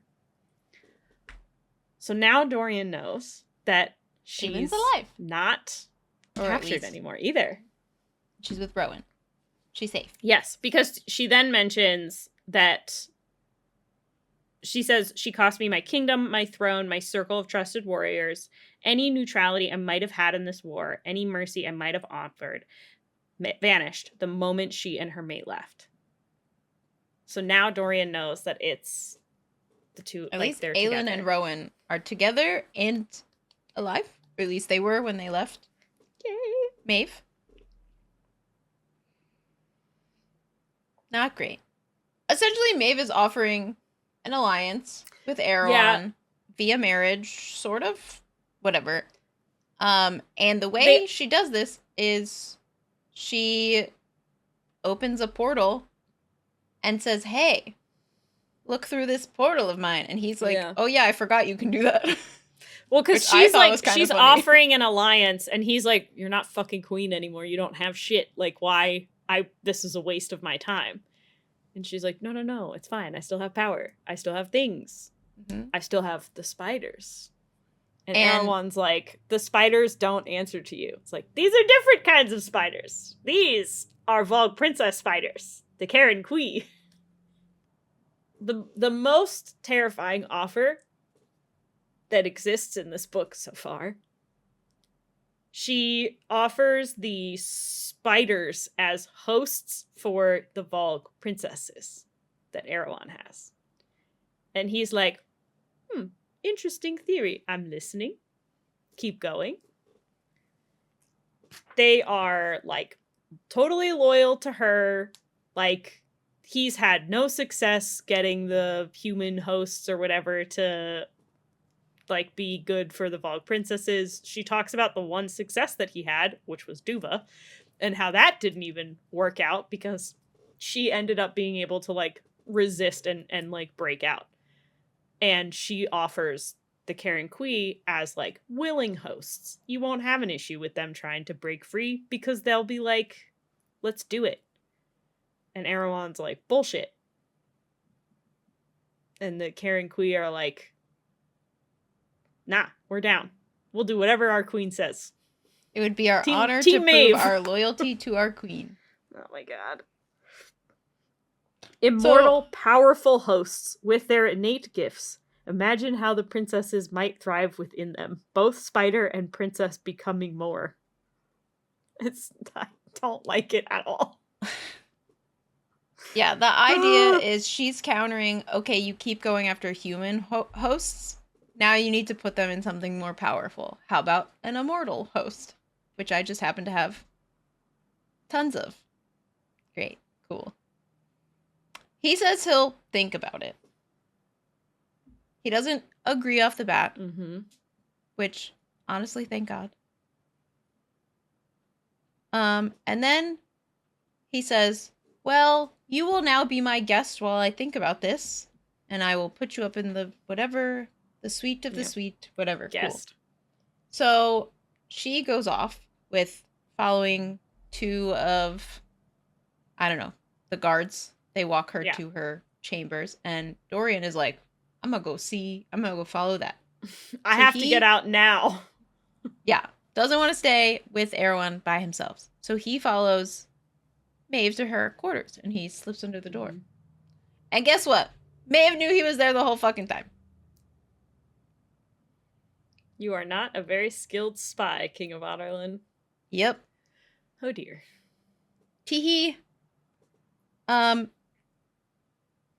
He freaks out and tries to leave. She steps on his tail and is like, no. No. Dorian is like, his magic is pretty much lashing out at Maeve. She's holding him. But then she stops and he shifts into his human form again. She knew it was him because she had been in Aelin's memories and knew the scent and feel of his magic. Mm-hmm. Which is terrifying that Also, she was able to gather she has all spies. of that. Yeah. Of course. He's like, yeah, I knew Cyrene was a spy, obviously. Which is why I killed her. And she was like, well, you didn't kill her fast enough.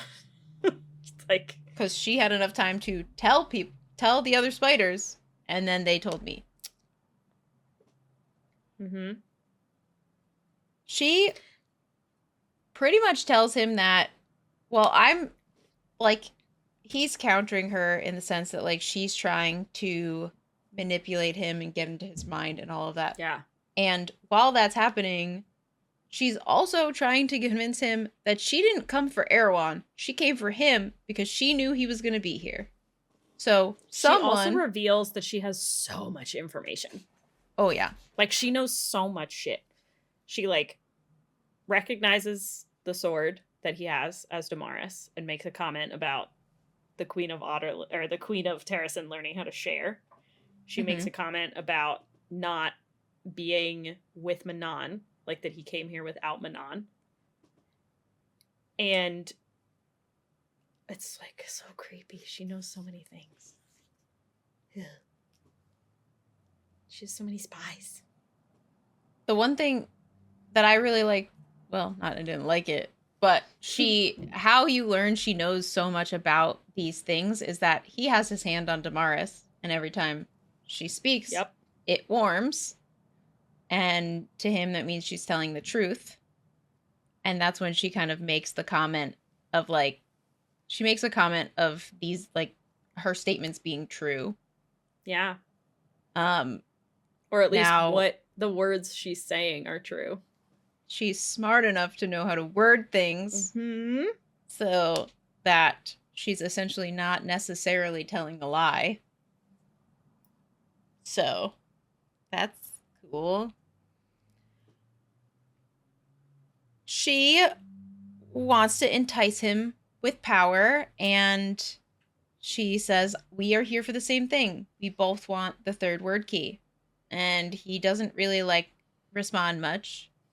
And she pretty much tries to explain to him that, like, I want Erewhon gone. I will use, like, we don't need to give up your life or Aelin's life. Then puts this other, like, little seedling of, like, well, I was in Aelin's mind. I know she was grateful for you to give up your life so she didn't have to. And he counters of, like, well, yeah, she has a mate and, like, a whole country to run. And then Maeve counters back to Dorian and is like, well, don't you have Otterlin? Which we need Dorian to kind of think about Otterlin too, which I do appreciate, but not. She's pushing every button she can think of. And this entire time, she's also trying to get into his mind. Yes. Like, is actively trying to do that. And Dorian is, like, resisting and throwing up walls.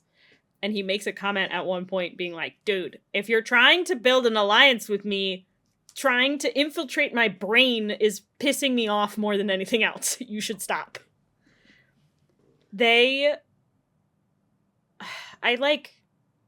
He starts to, like, manipulate her back because she's trying to manipulate him. So he starts kind of giving her little bits of what she thinks is going to work on him. So starts saying things about, like, he's saying, like, backhanded compliments about Aelin, of being like, oh yeah, she does everything, like, as long as it protects her people, and, like, whatever she wants, she just, like, goes rogue and does what she thinks she has to. And starts to, like, make her think that maybe he's not as on her side as she believes. She like asks about Manon, and he says like, I haven't made any promises to her. Like, she's doing her own thing. Like, that's not a thing that I'm tied to. Which turns into yeah, just go. I wrote, Dorian countered back with his swagger. And as he spoke, Maeve was silent, which I loved, because he was like, oh, you want to do this thing? Fine, then let's do this thing. What if you didn't only ally with me, but with Aelin itself?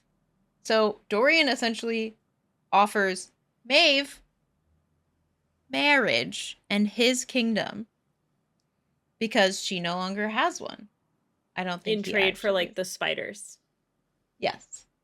To be on Aderlin's side and on their side against Erewhon. You have no kingdom and clearly want another. Why not lend your gifts to Aderlin, to me? Bring your spiders to our side. A breath ago you were livid that I enslaved your friend. Oh, I still am. Yet I am not so proud to refuse to consider the possibility. You want a kingdom? Then join mine. Ally with me, work with me to get what we need from Erewhon, and I shall make you queen of a far bigger territory with a people who will not rise up against you. A new start, I suppose. I fucking hate this so much. I wrote, the fuck, Dorian, what is the play here? Because I have no idea what he's thinking. And I hate it. So, they essentially agree to get married. And to, like, be allies while they're both in the castle. Mm-hmm. I hate it so much. It's yucky. She says, all right, so I'm willing to play this game. Are you? Maeve fell silent again. You came to Morath for a key and will leave with a bride. He nearly sagged with relief. I will leave with both, and quickly. Yuck.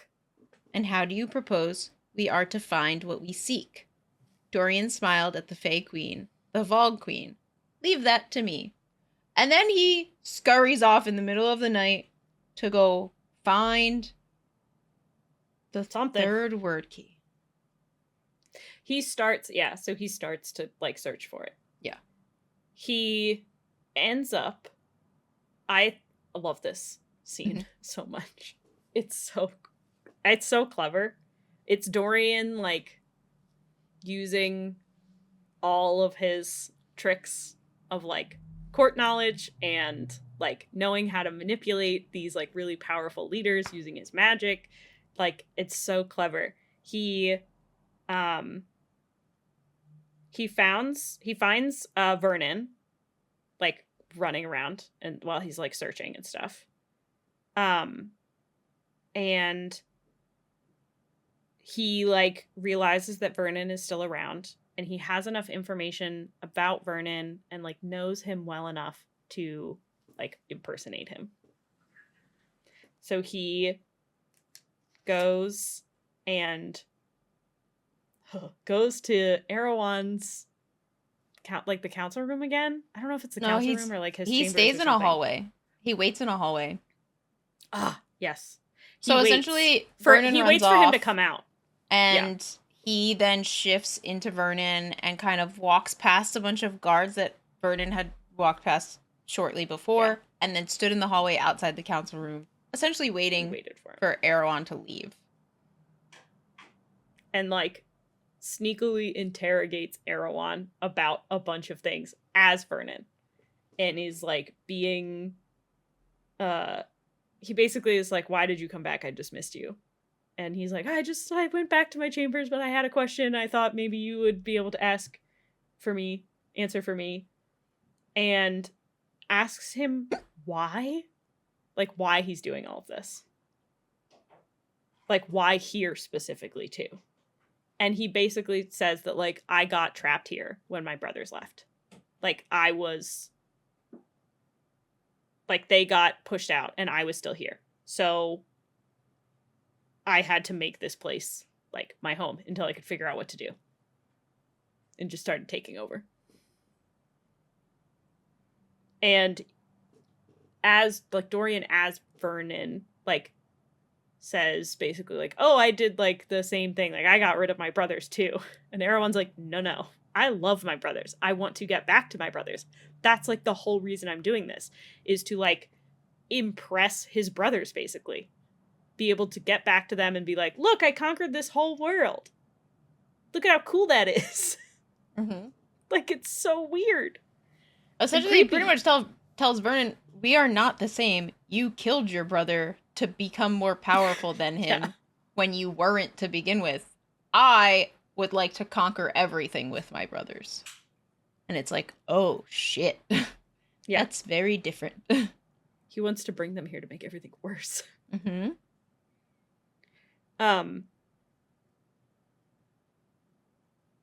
They talk about a couple of things. He basically asks him, like, how is he going to rule if he wins? Like, trying to get more information about, like, how bad is it going to be? And he basically says that, like, anyone who resists, he's just going to put a collar on them and, like, make them kneel. But anyone who's like, yeah, sure, we'll take it, like, they can just, I mean, they'll be more like slaves than they are like subjects, just because Erewhon is terrifying. But yeah, it's not going to be good. And they talk about Elide for like a split second, and Erewhon is like, yeah, what a failure that was. And he kind of asks, like, what can I do anything to, like, change that or help? And at this point, Erewhon's getting, like, annoyed and pissed off. And it's like, your bloodline is useless to me. Like, fucking get away from me. I don't want to have this conversation anymore. And as he leaves, like, tries to leave, Dorian asks, like, 2 more questions. Asks if he really hates all of the humans and, like, Aelin and Dorian. And his only response basically is, like, he doesn't actually hate them. He's just like, they will stand in the way of me being reunited with my brothers, so they gotta go. Mm-hmm. And then he asks if the former king, his dad, gave him, like, as much trouble, or, like, asked the same questions. And Erewhon's response was, he was not so faithful a servant as you might believe, and look what it cost him. And Dorian, as Vernon, says back, he fought you. And Erewhon says, he never bowed, not completely. You ask many questions, Vernon. A great many questions. I find them tiresome. Yep. I love that Dorian finally gets this, the answer. I love that Dorian gets, like, this little extra bit of closure. It makes me so happy. It was super risky and a little reckless, but, like, to hear it from Erewhon, who's, like, doesn't have any reason to lie because he thinks he's talking to someone else. Yeah. It's like, yeah, he wasn't quite as loyal as you think. Like, he fought me. I love that. I love that Dorian gets that. It makes me happy. Dorian then scurries off back to Maeve's quarters, and he goes under the door and shifts back to his normal thing, and the first thing she says is, you are a fool, because she obviously knew exactly what he did. He goes, for what? I know where you went. I know where you went, who you sought. You are a fool. Did you plan to kill him? I don't know. You couldn't face him and live. Casual, stark words. He would have put another collar around your throat. I know. This alliance shall not work if you are sneaking off and acting like a reckless boy, Maeve hissed. I know, he repeated. Maeve sighed when he didn't say more. Did you at least find what you were seeking? Dorian lay down before the fire, curling an arm beneath his head. No. I think he wanted to continue to hate his dad. I think he wanted to know if his dad was lying or not. Yeah.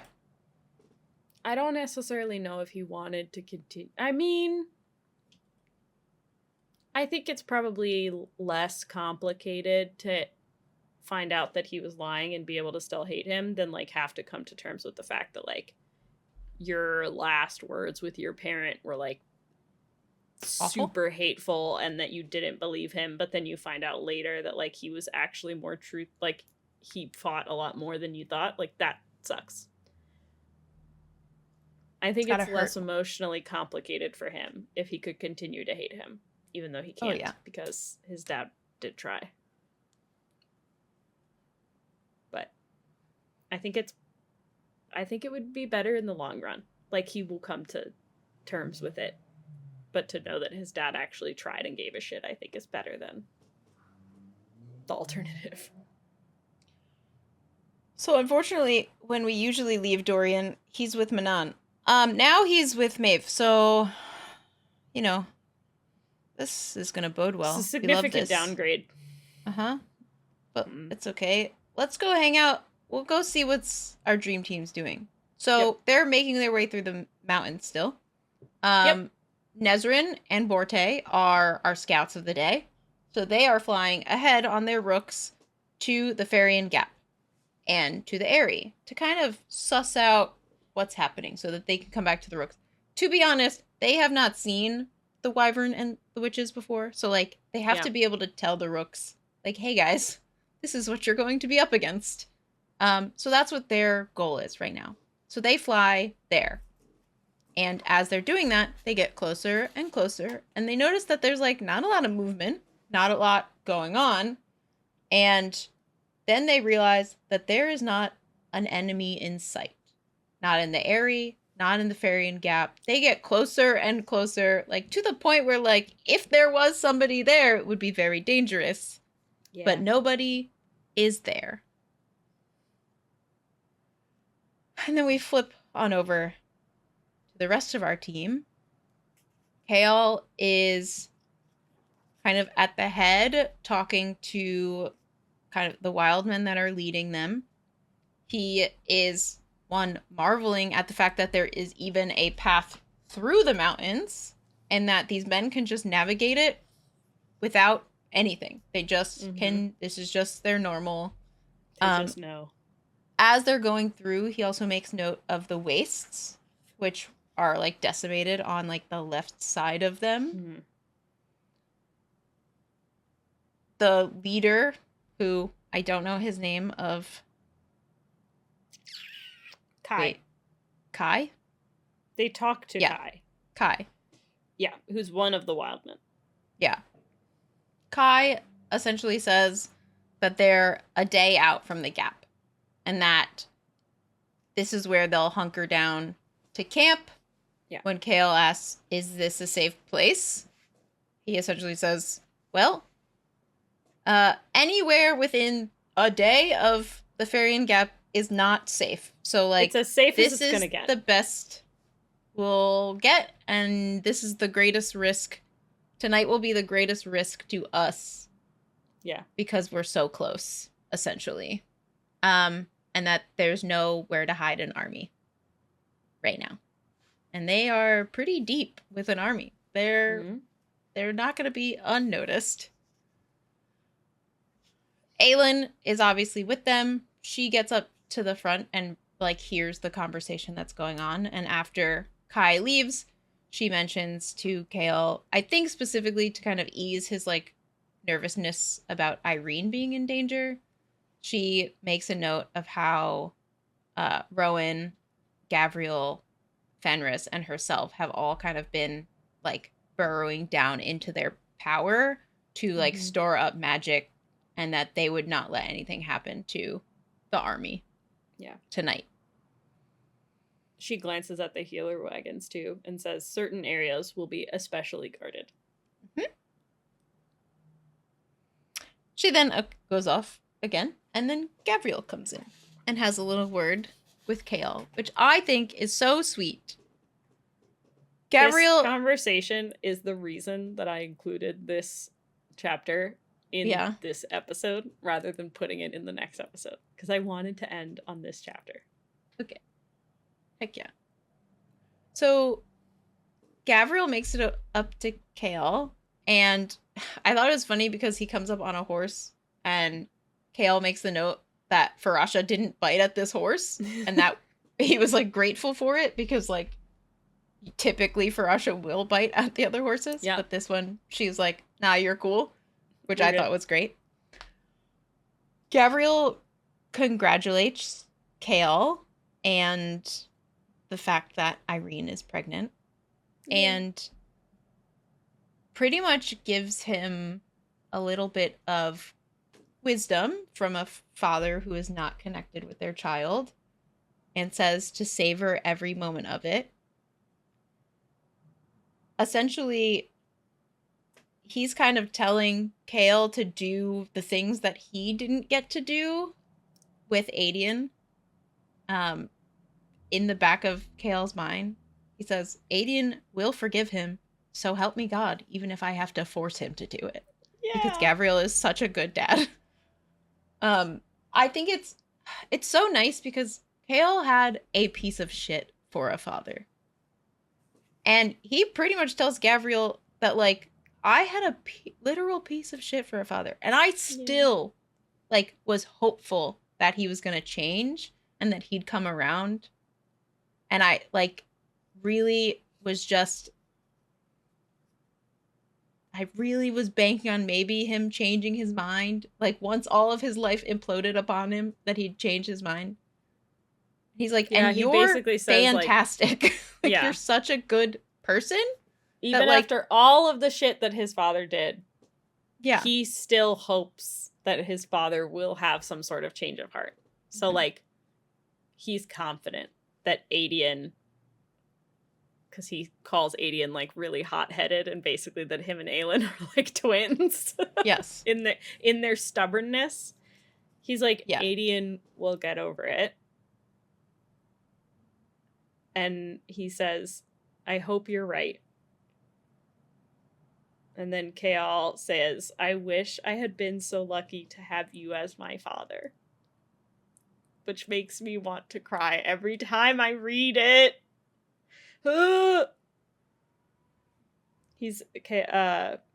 responds, thank you. Perhaps it is our lot to never have the fathers we wish, but to still hope they might surpass what they are, flaws and all. It's such a good line. And then he says, I shall endeavor to be worthy of my son. Oh, just forgive him. Within minutes, there was a dark shadow that approached them from the sky. Everyone's on edge because, we don't like that. However, Rowan, who is Fae and can sense things, is like, hold your fire. It's just Nezrin and Borte. They're fine. Like, they're fine. Everyone kind of chills out for a second. Nezrin and Borte come with their news. Aelin asks, how bad is it? And Borte says, it makes no sense. None of it. Nezrin explained before Kale could tell the girl to get to the point. We've gone through the gap thrice now. Even landed in the Omega. She shook her head. It's empty. Empty, Kale asks. Not a soul there. The Fae warriors glanced to one another at that. A few of the furnaces were still going, so someone must be there. But there wasn't one witch or wyvern. Whoever remains behind is minimal, likely no more than the trainers or the breeders. The Farian Gap was empty. The Iron Teeth Legion had gone. Rowan scanned the peak ahead. We need to learn what they know then. Nezrin's nod was grim. Sartak already has people on it. Where'd they go? They're going to Manon. That's all I wrote. Did they go to help Manon? All caps. That's Cressida's gonna go back.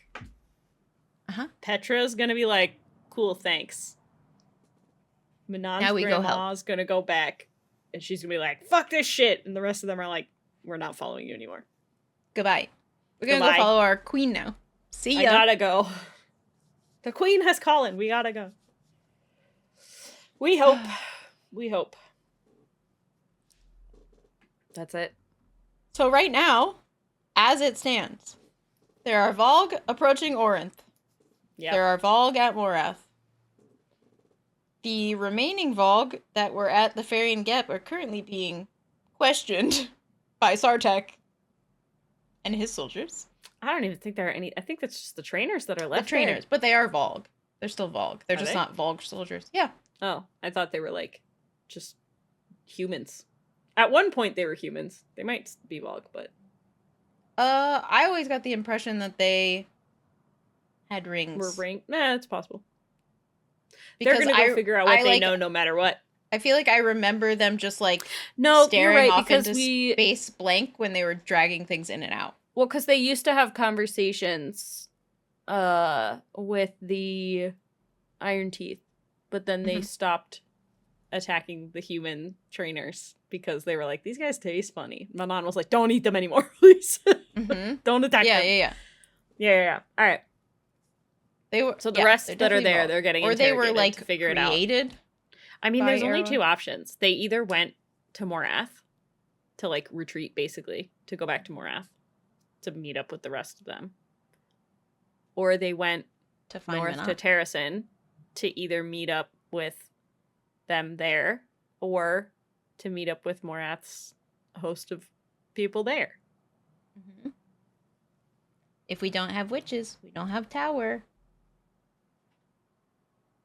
That's true. Although you really only need one witch per tower. Yeah, and if Grandma is that witch, it might be a little bit more powerful because she's just stronger. She only really needs like a couple of them. Yeah.